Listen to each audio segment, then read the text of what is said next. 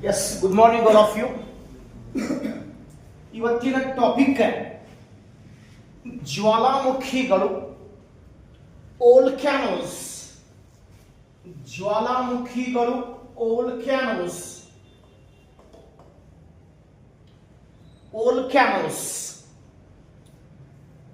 ಕರ್ನಾಟಕ ರಾಜ್ಯದ ಎಲ್ಲ ಸ್ಪರ್ಧಾತ್ಮಕ ಪರೀಕ್ಷೆಗಳಿಗೆ ಹೆಚ್ಚು ಉಪಯುಕ್ತವಾದಂತಹ ಟಾಪಿಕ್ ಜ್ವಾಲಾಮುಖಿಗಳು, ಓಲ್ಕ್ಯಾನೋಲಜಿ. ವಿಶೇಷವಾಗಿ ಭೂಕಂಪಗಳು ಮತ್ತು ಜ್ವಾಲಾಮುಖಿಗಳಲ್ಲಿ ಕ್ವಶನ್ಸ್ ಕೇಳ್ತಾನೆ. ಇಲ್ಲಿ ಜ್ವಾಲಾಮುಖಿ, ಈ ಓಲ್ಕ್ಯಾನೋ ಅನ್ನುವಂಥ ಶಬ್ದ ಏನಿದೆಯಲ್ಲ, ಇದು ರೋಮನ್ನಿನ ಅಗ್ನಿದೇವತೆ,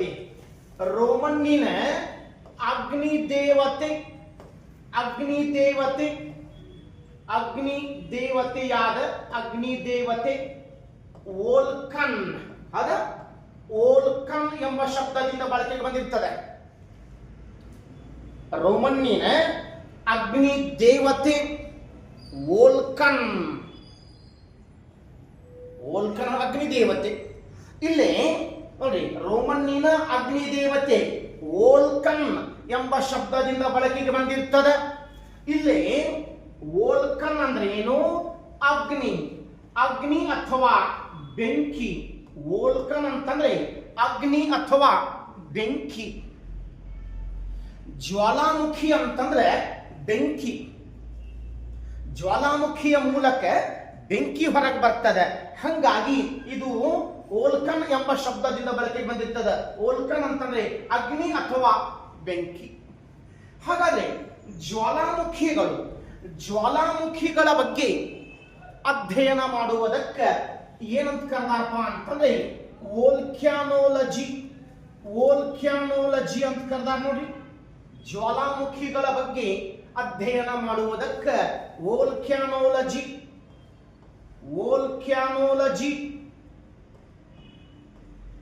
ಕನ್ನಡದೊಳಗೆ ಜ್ವಾಲಾಮುಖಿ ಶಾಸ್ತ್ರ. ಜ್ವಾಲಾಮುಖಿಗಳ ಬಗ್ಗೆ ಅಧ್ಯಯನ ಮಾಡುವುದಕ್ಕೆ ಓಲ್ಕ್ಯಾನೋಲಜಿ, ಜ್ವಾಲಾಮುಖಿ ಶಾಸ್ತ್ರ. ಇದು ನಿಮಗೆ ಗೊತ್ತಿರಲಿ. ನೋಡಿ, ಸಾಮಾನ್ಯವಾಗಿ ಜ್ವಾಲಾಮುಖಿ ಹೆಂಗಿರ್ತಾವ, ಜ್ವಾಲಾಮುಖಿ ಯಾವ ರೀತಿ ಕಾಣಿಸ್ತಾವ ಅನ್ನೋದು ಸ್ವಲ್ಪ ನೋಡ್ರಿ. ವಿಶೇಷವಾಗಿ ಜ್ವಾಲಾಮುಖಿಗಳು ಈ ರೀತಿ ಕಾಣಿಸ್ತಾವ. ಏನಪ್ಪ ಜ್ವಾಲಾಮುಖಿಗಳ ಆಕಾರ ಹೆಂಗಿರ್ತದಪ್ಪ? ಜ್ವಾಲಾಮುಖಿಗಳು ಯಾವ ರೀತಿ ಕಾಣಿಸ್ತಾವ? ವಿಶೇಷವಾಗಿ ನಮಗೆ ಜ್ವಾಲಾಮುಖಿಗಳು ಈ ರೀತಿ ಕಾಣಿಸ್ತಾವ. ಜ್ವಾಲಾಮುಖಿಗಳು ನೋಡ್ಲಿಕ್ಕೆ ಈ ರೀತಿ ಕಾಣಿಸ್ತಾವ. ಇದು ಜ್ವಾಲಾಮುಖಿಯ ಬಾಯಿ, ದ ಮೌತ್ ಆಫ್ ವೋಲ್ಕ್ಯಾನೋ. ಇದಕ್ಕೆ ಜ್ವಾಲಾಮುಖಿಯ ಬಾಯಿ ಅಂತ ಕರೆದಾರ. ಆ ಜ್ವಾಲಾಮುಖಿಯ ಬಾಯಿಗೆ ಜ್ವಾಲಾಮುಖಿ ಕುಂಡ ಅಂತ ಕರೆದಾರ. ಜ್ವಾಲಾಮುಖಿ ಕುಂಡ, ವೋಲ್ಕ್ಯಾನಿಕ್ ಕ್ರೇಟರ್. ಹಾಗಾದರೆ ಜ್ವಾಲಾಮುಖಿ ಅಂದ್ರೆ ಏನು? ಒಂದು ಶಬ್ದ ಬರ್ಕೊಂಡ್ಬಿಡ್ರಿ. ಜ್ವಾಲಾಮುಖಿ ಭೂಗರ್ಭದಲ್ಲಿನ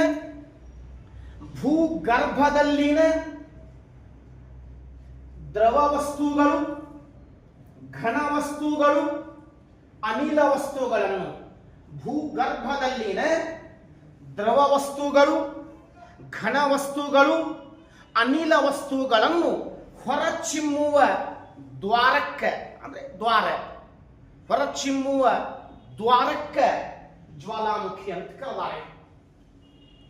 The study of volcano is known as volcanology. Actually, 3 types of materials are ejected by the volcanoes. They are liquid materials, solid materials, gaseous materials. ಜ್ವಾಲಾಮುಖಿ ಯಾಕೆ ಆಗ್ತಾವ? ಜ್ವಾಲಾಮುಖಿ ಆಗಲು ಕಾರಣವೇನು? ನೋಡ್ರಿ, ವಿಶೇಷವಾಗಿ ಭೂಮಿ ಒಳಗೆ ಡಿಸ್ಕಷನ್ ಮಾಡಿ ನಾವು. ಭೂಮಿ ಒಳಗೆ ಹೋದಂಗ ಉಷ್ಣಾಂಶ ಹೆಚ್ಚಾಗ್ತದೆ. ಭೂಮಿ ಒಳಗೆ ಪ್ರತಿ 32 ಮೀಟರ್ ಆಳಕ್ಕೆ 1 ಡಿಗ್ರಿ ಉಷ್ಣಾಂಶ ಹೆಚ್ಚಾಗ್ತದೆ. ಅದ ಭೂಮಿ ಒಳಗೆ ಹೋದಂಗ ಉಷ್ಣಾಂಶ ಹೆಚ್ಚಾಕೊಂತ ಹೋಗ್ತದೆ. ವಿಶೇಷವಾಗಿ ಆ ಭೂಮಿಯ ಕೇಂದ್ರ ಭಾಗದೊಳಗೆ ಆ ಭೂಮಿಯ ಕೇಂದ್ರ ಭಾಗದೊಳಗೆ ಏನಾಗ್ತದೆ, ಗರಿಷ್ಠ ಉಷ್ಣಾಂಶ ಕಂಡು ಬರ್ತದೆ.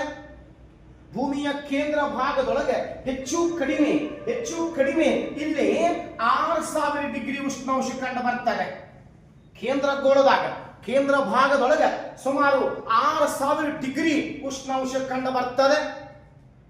ಆ ಗರಿಷ್ಠ ಉಷ್ಣಾಂಶದೊಳಗೆ, ಆ ಕೇಂದ್ರ ಗೋಳದ ಅತ್ಯಂತ ಗರಿಷ್ಠ ಉಷ್ಣಾಂಶದೊಳಗೆ ಅಲ್ಲಿರುವಂತಹ ಶಿಲೆಗಳು, ಅಲ್ಲಿರುವಂತಹ ಖನಿಜಾಂಶಗಳು ಏನದಾವಲ್ಲ, ರಾಕ್ಸ್, ಮಿನರಲ್ಸ್ ಟೋಟಲಿ ಮೆಲ್ಟ್ ಆಗ್ತಾವ, ಟೋಟಲಿ ಕರಗಿ ಬಿಡ್ತಾವ. ಆ ಉಷ್ಣಾಂಶದೊಳಗೆ ಅಲ್ಲಿರುವಂತಹ ಶಿಲೆಗಳು, ಅಲ್ಲಿರುವಂತಹ ಖನಿಜಾಂಶಗಳು ಪೂರ್ತಿ ಕರಗಿ ದ್ರವರೂಪ ತಾಳ್ತಾವ, ದ್ರವರೂಪ. ಹಂಗಾಗಿ ಇದಕ್ಕೆ ದ್ರವಗೋಳೆ, ಲಿಕ್ವಿಡ್ ಕೋರ್ ಅಂತ ಕರೆದಾರ. ಹಿಂದೆ ನಾವು ಡಿಸ್ಕಷನ್ ಮಾಡೇವಿ. ಆ ದ್ರವ ಪದಾರ್ಥ ಹೊಂದಿದಂತಹ ವಸ್ತುಗಳು, ಶಿಲೆಗಳು ಏನದಾವಲ್ಲ, ದ್ರವ ರೂಪ ತಾಳಿದಂತಹ ಆ ಶಿಲೆಗಳು, ಆ ಖನಿಜಗಳು ಅಲ್ಲೇ ಹಂಗ ಸೈಲೆಂಟ್ ಆಗಿರಂಗಿಲ್ಲ. ಆ ದ್ರವ ಪದಾರ್ಥ ಮತ್ತಲ್ಲೇ ನಿರಂತರವಾಗಿ ಕುದಿತದೆ, ಬಾಯ್ಲ್ಡ್ ಆಗ್ತದೆ. ಯಾಕೆ? ಆ ಉಷ್ಣಾಂಶ ಕಡಿಮೆ ಆಗಂಗಿಲ್ಲ, ಅಷ್ಟೇ ಇರ್ತದೆ, ಯಾವಾಗಲೂ ಅಷ್ಟೇ ಇರ್ತದೆ. ಆ ಉಷ್ಣಾಂಶದೊಳಗೆ ಆ ಕರಗಿದಂತಹ ದ್ರವ ಪದಾರ್ಥ ಮತ್ತು ಒಳಗೆ ಕುದಿತದೆ, ಮತ್ತು ಒಳಗೆ ಬಾಯ್ಲ್ಡ್ ಆಗ್ತದೆ. ಅದು ಕುದಿಬೇಕಾದ್ರೆ ಏನ್ ಬಿಡುಗಡೆ ಮಾಡ್ತದೆ? ನೀರಾವಿ. ಅದು ಕುದಿಬೇಕಾದ್ರೆ ನೀರಾವಿ ಬಿಡುಗಡೆ ಮಾಡ್ತದೆ. ನೀರಾವಿ ಹೆಂಗ್ ಹೆಚ್ಚಾಕೊಂತ ಹೋಗ್ತದೆ, ನೀರಾವಿಯ ಪ್ರಮಾಣ ಹೆಚ್ಚಾದಂಗೆ ಒಳಗೆ ಒತ್ತಡ ನಿರ್ಮಾಣಗೊಳ್ತದೆ. ಒತ್ತಡ, ಪ್ರೆಷರ್, ಒಳಗೆ ಒತ್ತಡ ನಿರ್ಮಾಣಗೊಳ್ತದೆ. ಆ ಒತ್ತಡದಿಂದ ಆ ದ್ರವ ಪದಾರ್ಥ ಏನು ಮಾಡ್ತದೆ? ಭೂಮಿ ಒಳಗಿಂದ ಮೇಲ್ಭಾಗದ ಕಡೆಗೆ ರಂಧ್ರಗಳು ನಿರ್ಮಾಣ ಮಾಡ್ತದೆ. ಸಣ್ಣ ಸಣ್ಣ ರಂಧ್ರಗಳು ನಿರ್ಮಾಣ ಮಾಡ್ತದೆ. ಆ ರಂಧ್ರಗಳ ಮೂಲಕ ಅದು ಹೊರಗೆ ಬರ್ತದೆ. ಶಿಲಾ ರಸದ ಮೂಲಕ ಅಥವಾ ಮ್ಯಾಗ್ಮಾ ಎಂಬ ಹೆಸರಿನ ಮೂಲಕ, ಅದು ಲಾವಾ ರಸ ಎಂಬ ಹೆಸರಿನ ಮೂಲಕ ಅದೇನಾಗ್ತದೆ? ಹೊರಗೆ ಬರ್ತದೆ. ಮುಂದೆ ಜ್ವಾಲಾಮುಖಿಗಳು ಆಗ್ತಾವ. ಈಗ ಫಾರ್ ಎಕ್ಸಾಂಪಲ್ ಈಸಿ ವೇದಾಗ ಹೇಳಬೇಕಪ್ಪ ಅಂದ್ರೆ, ನಾವು ಮನೆಯೊಳಗೆ ಕುಕ್ ಮಾಡ್ತೀವಿ, ಹೌದಾ? ಈ ಕುಕ್ಕರ್ದಾಗ ಕುಕ್ ಮಾಡ್ತೀವಿ. ಆ ಕುಕ್ಕರ್ ಸಿಟಿ ಕೊಡ್ತದೆ. ಯಾಕೆ ಸಿಟಿ ಕೊಡ್ತದೆ? ಒಳಗೆ ನೀರಾವಿ ಹೆಚ್ಚಾದಂಗ ಪ್ರೆಷರ್ ಹೆಚ್ಚಾಗ್ತದೆ. ಆ ಪ್ರೆಷರ್ ಹೆಚ್ಚಾದಂಗ ಸಿಟಿ ಕೊಡ್ತದೆ. ಆ ಒಳಗಿನ ಪ್ರೆಷರ್ ಸಿಟಿ ಮೂಲಕ ಹೊರಗೆ ಬರ್ತದೆ. ಹಂಗ ಏನಿದೆ ಅಲ್ಲ, ಇಲ್ಲಿ ಒಳಗೆ ಏನು ಎನರ್ಜಿ ಪ್ರೊಡಕ್ಷನ್ ಆಗ್ತದೆ, ಉತ್ಪತ್ತಿ ಆಗ್ತದೆ, ಒತ್ತಡ ನಿರ್ಮಾಣಗೊಳ್ತದೆ. ಅದು ಭೂಕಂಪಗಳ ಮೂಲಕ ಮತ್ತು ಜ್ವಾಲಾಮುಖಿಗಳ ಮೂಲಕ ಹೊರಗೆ ಬರ್ತದೆ. ಇದು ನಿಮಗೆ ಗೊತ್ತಿರಲಿ, ಹೌದಾ? ಅರ್ಥ ಆಗಿರ್ಬೇಕಲ್ಲ? ಎಸ್.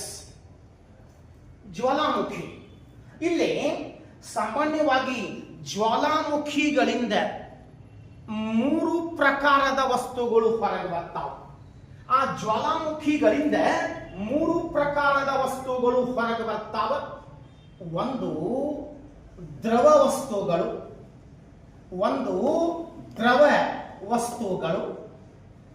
ಎರಡನೇದ್ದು ಘನ ವಸ್ತುಗಳು, ಮೂರನೇದ್ದು ಅನಿಲ ವಸ್ತುಗಳು, liquid materials, solid materials and gases materials. ಇವು ಜ್ವಾಲಾಮುಖಿಗಳಿಂದ ಹೊರಬರುವಂತಹ ವಸ್ತುಗಳು. ನೋಡ್ರಿ, ಈ 3 ವಸ್ತುಗಳು ಒಂದೇ ಜ್ವಾಲಾಮುಖಿಯಿಂದ ಹೊರಗೆ ಬರಬಹುದು, ಅಥವಾ ಬೇರೆ ಬೇರೆ ಜ್ವಾಲಾಮುಖಿಗಳು ಬೇರೆ ಬೇರೆ ಪ್ರಕಾರದ ವಸ್ತುಗಳು ಹೊರಚಿಮ್ತಾವ. ಅದಕ್ಕೆ ಕಾರಣ ಏನಪ್ಪಾ? ಓಕೆ, ಒಂದೇ ಜ್ವಾಲಾಮುಖಿಯಿಂದ 3 ವಸ್ತುಗಳು ಹೊರಗೆ ಬರಬಹುದು, ಇಲ್ಲ ಆ ಬೇರೆ ಬೇರೆ ಜ್ವಾಲಾಮುಖಿಗಳು ಬೇರೆ ಬೇರೆ ಪ್ರಕಾರದ ವಸ್ತುಗಳು ಹೊರಗೆ ಚಿಮ್ಮಬಹುದು. ಕೆಲವೊಂದು ದ್ರವ ವಸ್ತುಗಳು ಚಿಮ್ಮಬಹುದು, ಕೆಲವೊಂದು ಘನ ವಸ್ತು ಚಿಮ್ಮಬಹುದು, ಕೆಲವೊಂದು ಅನಿಲ ವಸ್ತುಗಳು ಚಿಮ್ಮಬಹುದು. ಇದಕ್ಕೆ ಮೂಲ ಕಾರಣ ಭೂಮಿ ಒಳಗಿರುವಂತಹ ಉಷ್ಣಾಂಶ. ಅಲ್ಲಿ ಒಳಗೆ ಉಷ್ಣಾಂಶ ಹೆಚ್ಚಿತ್ತಪ್ಪ ಅಂತಂದ್ರೆ, ಉಷ್ಣಾಂಶ ಗರಿಷ್ಠ ಪ್ರಮಾಣದಾಗ ಇತ್ತಪ್ಪ ಅಂತಂದ್ರೆ ಏನಾಗ್ತವೆ? ದ್ರವ ವಸ್ತುಗಳು ಹೊರಗೆ ಬರ್ತಾವೆ, ಜೊತೆಗೆ ಅನಿಲ ವಸ್ತುಗಳು ಹೊರಗೆ ಬರ್ತಾವೆ. ಒಂದು ವೇಳೆ ಅಲ್ಲಿ ಒಳಗೆ ಉಷ್ಣಾಂಶದ ಪ್ರಮಾಣ ಕಡಿಮೆ ಇತ್ತು ಅಂತಂದ್ರೆ ಆ ವಸ್ತುಗಳು ಪೂರ್ತಿ ಕರಗಲಾರದೆ ಅರ್ಧಮರ್ಧ ಕರಗಿ ಅವು ಘನ ರೂಪದೊಳಗೆ ಹೊರಗೆ ಚಿಮ್ತಾವ. ಎಸ್, ಈ ಅದರಾಗ ಮೊದಲನೇದು ದ್ರವ ವಸ್ತುಗಳು. ದ್ರವ ವಸ್ತುಗಳಲ್ಲಿ ಒಂದ ಬರ್ತದೆ. ಆ ಜ್ವಾಲಾಮುಖಿಯಿಂದ ಹೊರಬರುವಂತಹ ದ್ರವ ವಸ್ತುಗಳಲ್ಲಿ ಒಂದ ಬರ್ತದೆ. ಅದಕ್ಕೆ ನಾವು ಲಾವಾ ರಸ ಅಂತ ಕರೀತೀವಿ. ಲಾವಾ ರಸ, ಅಥವಾ ಅದಕ್ಕೆ ನಾವು ಶಿಲಾರಸ ಅಂತ ಕರಿಬಹುದು. ಶಿಲಾರಸ, ಲಾವಾ ರಸ ಅಥವಾ ಶಿಲಾರಸ. ಅದಕ್ಕೆ ಇಂಗ್ಲಿಷ್ ಒಳಗೆ ಮ್ಯಾಗ್ಮಾ, ಮ್ಯಾಗ್ಮಾ, ಹೌದಾ, ಮ್ಯಾಗ್ಮಾ ಅಂತ ಕರೆದೇವಿ. ನೋಡಿ, ಲಾವಾ ರಸನು ಅಂತಾರೆ, ಶಿಲಾರಸನು ಅಂತಾರೆ. ಯಾಕೆ ಎರಡು ನೇಮ್ ಕೊಟ್ಟಾರಂತಂದ್ರೆ, ಇದು ಭೂಮಿ ಒಳಗಿದ್ದಾಗ ಶಿಲಾರಸ, ಭೂಮಿ ಒಳಗಿದ್ದಾಗ ಶಿಲಾರಸ. ಯಾಕೆ? ಶಿಲೆಗಳಿಂದ ಕರಗೈತೆ, ಅದು ಶಿಲೆಗಳಿಂದ ಕರಗಿ ರಸ ಆಗಿರ್ತದೆ, ಹಂಗಾಗಿ ಶಿಲಾರಸ. ಹೊರಗೆ ಬಂದ ಮೇಲೆ ಲಾವಾರಸ, ಮ್ಯಾಗ್ಮಾ ಅಂತ ಕರೆದಾರೆ. ಇದು ನಿಮಗೆ ಗೊತ್ತಿರಲಿ. ಜ್ವಾಲಾಮುಖಿಗಳಿಂದ ಹೊರ ಬರುವಂತಹ ಮ್ಯಾಗ್ಮಾ ಅದರ ಬಣ್ಣ ಹೆಂಗಿರ್ತದೆ? ಕೆಂಪಗಿರ್ತದೆ. ನೋಡಿ, ಇಲ್ಲೇ ನೋಡಿ ಮುಂದೆ. ಅದರಿಂದ ಅದರ ಬಣ್ಣ ಟೋಟಲಿ ಕೆಂಪಗಿರ್ತದೆ. ಯಾಕೆ? ಬೆಂಕಿ. ಜ್ವಾಲಾಮುಖಿ ಅಂದ್ರೆ ಬೆಂಕಿ, ಮ್ಯಾಗ್ಮಾ ಅಂದ್ರೆ ಬೆಂಕಿ.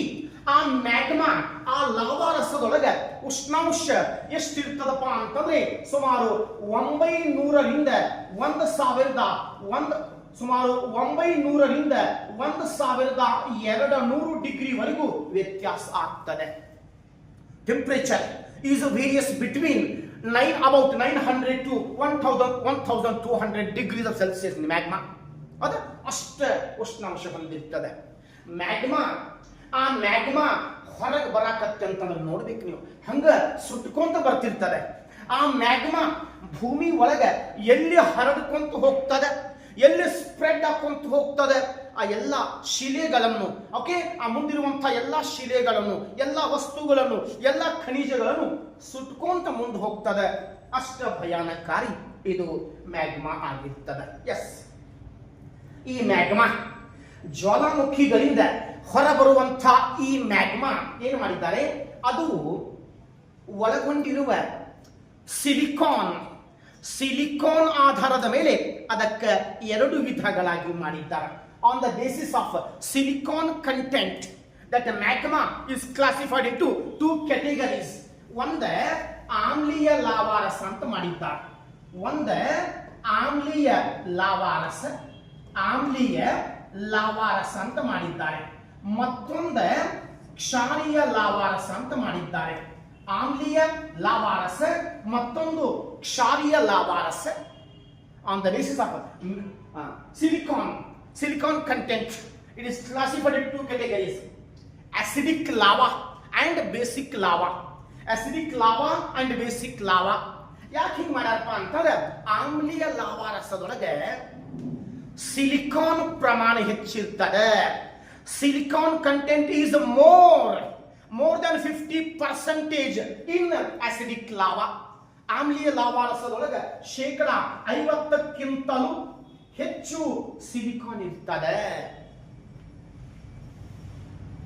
ಇದ್ರಾಗ ಸಿಲಿಕಾನ್ ಪ್ರಮಾಣ ಹೆಚ್ಚಿರುವುದರಿಂದ ಏನಾಗ್ತದೆ? ಬಹಳ ಜಿಗುಟ್ ಆಗ್ತದೆ. ಸ್ಟಿಕ್ಕಿ ರೂಪದೊಳಗೆ ಕಂಡು ಬರ್ತದೆ, ಜಿಗುಟ್ ಆಗ್ತದೆ. ಹಂಗಾಗಿ ಜ್ವಾಲಾಮುಖಿಗಳು ಆಗುವಂತ ಸಂದರ್ಭದೊಳಗೆ ಆ ಆಮ್ಲೀಯ ಲಾವಾರಸ ಏನಾಗ್ತದೆ? ನಿಧಾನವಾಗಿ ಹೊರಗೆ ಬರ್ತದೆ. ಬಹಳ ಸ್ಲೋ ಪ್ರೊಸೆಸ್ ಒಳಗೆ ಹೊರಗೆ ಬರ್ತದೆ, ನಿಧಾನವಾಗಿ ಹೊರಗೆ ಬರ್ತದೆ. ಯಾಕೆ? ಜಿಗುಟಾಗಿರ್ತದೆ.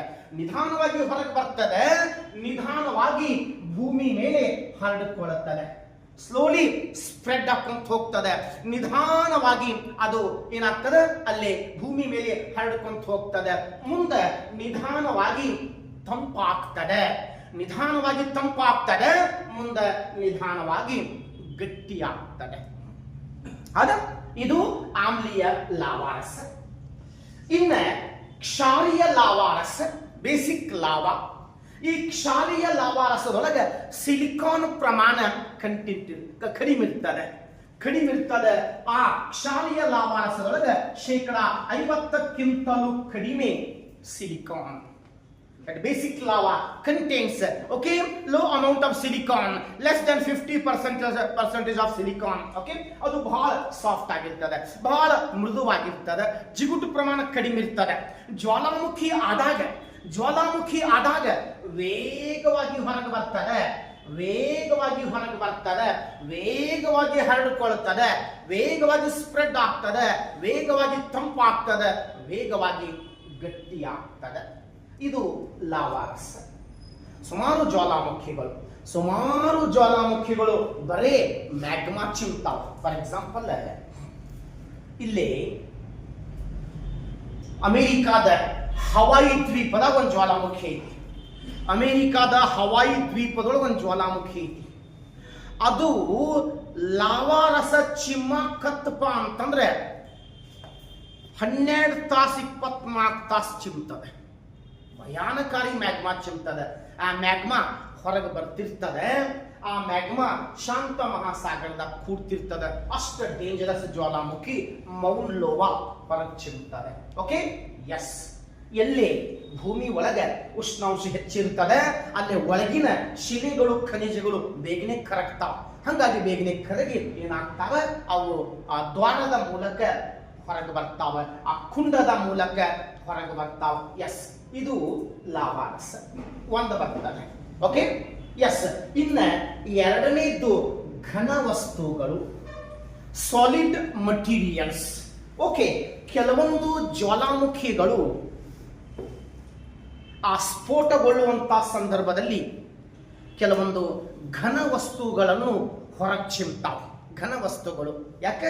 ಉಷ್ಣಾಂಶ ಕಡಿಮೆ ಇರ್ತದೆ, ಒಳಗೆ ಪೂರ್ತಿ ಕರಗಂಗಿಲ್ಲ, ಅರ್ಧಂಬರ್ಧ ಕರಗಿ ಆ ಘನ ರೂಪದೊಳಗೆ ಹೊರಗೆ ಬರ್ತಾವೆ. ಹಾಗಾದ್ರೆ ಇಲ್ಲಿ ಯಾವ ವಸ್ತುಗಳು ಹೊರಗೆ ಬರ್ತಾವಪ್ಪ? ಘನ ವಸ್ತುಗಳಲ್ಲಿ ಒಂದ ಶಿಲಾಚೂರುಗಳು ಹೊರಗೆ ಬರ್ತಾವೆ, ಕಲ್ಲು ಗುಂಡುಗಳು ಹೊರಗೆ ಬರ್ತಾವೆ, ಬೂದಿ ಜ್ವಾಲಾಮುಖಿಗಳಿಂದ ಹೊರಗೆ ಒಟ್ಟು ಗಟ್ಟಿ ಘನ ವಸ್ತುಗಳು, ಸಣ್ಣ ವಸ್ತುಗಳು, ಸಣ್ಣ ಘನ ವಸ್ತುಗಳು ಜ್ವಾಲಾಮುಖಿಗಳಿಂದ ಹೊರಗೆ ಬರ್ತಾವ. ಇಲ್ಲಿ ನಾನು ನಿಮಗೆ ಒಂದು ಎಕ್ಸಾಂಪಲ್ ಕೊಡಬೇಕಪ್ಪ ಅಂತಾರೆ. ಈ ಘನ ವಸ್ತುಗಳು ಮೇಲೆ ಹೋಗಿ ವೇಗವಾಗಿ ಬಂದು ಕೆಳಗೆ ಬೀಳ್ತಾವ. ಇಲ್ಲಿ ಇಂಡೋನೇಷ್ಯಾದಾಗ ಆ ಸ್ಕೂಲ್ಗಳು ಏನದಾವಲ್ಲ, ಆ ಸ್ಕೂಲ್ಗಳ ಅಕ್ಕಪಕ್ಕದೊಳಗೆ ಜ್ವಾಲಾಮುಖಿಗಳು ಅದಾವ. 2 ಕಿಲೋಮೀಟರ್, 3 ಕಿಲೋಮೀಟರ್, 5 ಕಿಲೋಮೀಟರ್ ಅಂತರದಾಗ ಆ ಜ್ವಾಲಾಮುಖಿಗಳಿಂದ ಏನು ಘನ ವಸ್ತುಗಳು ಹೊರಗೆ ಬರ್ತಾವ, ಶಾಲಾ ಮೈದಾನದಾಗ ಬಂದು ಬೀಳ್ತಾವ. ಆ ಮಕ್ಕಳಾಡುವಂತ ಶಾಲಾ ಮೈದಾನದೊಳಗೆ ಆ ಘನ ವಸ್ತುಗಳು ಬಂದು ಬೀಳ್ತಾವ. ಹಂಗಾಗಿ ಆ ಶಾಲೆಗೆ ಹೋಗುವಂತ ಮಕ್ಕಳು ತಮಗೆ ರಕ್ಷಣೆ ಮಾಡ್ಕೊಳ್ಳಿಕ್ಕೆ ಅಲ್ಲಿ ಮಕ್ಕಳ ಹೆಲ್ಮೆಟ್ ಹಾಕೊಂಡು ಹೋಗ್ತಾರೆ. ಶಾಲೆಗೆ ಹೋಗ್ಬೇಕಾದ್ರೆ ಆ ಮಕ್ಕಳ ಹೆಲ್ಮೆಟ್ ಹಾಕೊಂಡು ಹೋಗ್ತಾರೆ. ಯಾಕೆ? ಈ ಪ್ರಕಾರದ ಘನ ವಸ್ತುಗಳು ಹೊರಗೆ ಬರ್ತಾವ. ಇನ್ನು ಈ ಘನ ವಸ್ತುಗಳಲ್ಲಿ ಅತ್ಯಂತ ಭಯಾನಕಾರಿ ಘನ ವಸ್ತು ಯಾವುದಪ್ಪ ಅಂದ್ರೆ ಬೂದಿ, ಆಶ್. ಆ ಬೂದಿ ಒಳಗೆ ಉಷ್ಣಾಂಶ ಸುಮಾರು 400ರಿಂದ 600 ಡಿಗ್ರಿವರೆಗೂ ಕಂಡು ಬರ್ತದೆ. 400ರಿಂದ 600 ಡಿಗ್ರಿವರೆಗೂ ಅದರಾಗ ಉಷ್ಣಾಂಶ ಕಂಡು ಬರ್ತದೆ ಬೂದಿ ಒಳಗೆ. ಆ ಬೂದಿ ಒಳಗೆ ಅಷ್ಟ ಗರಿಷ್ಠ ಪ್ರಮಾಣದೊಳಗೆ ಉಷ್ಣಾಂಶ ಕಂಡು ಬರ್ತದೆ.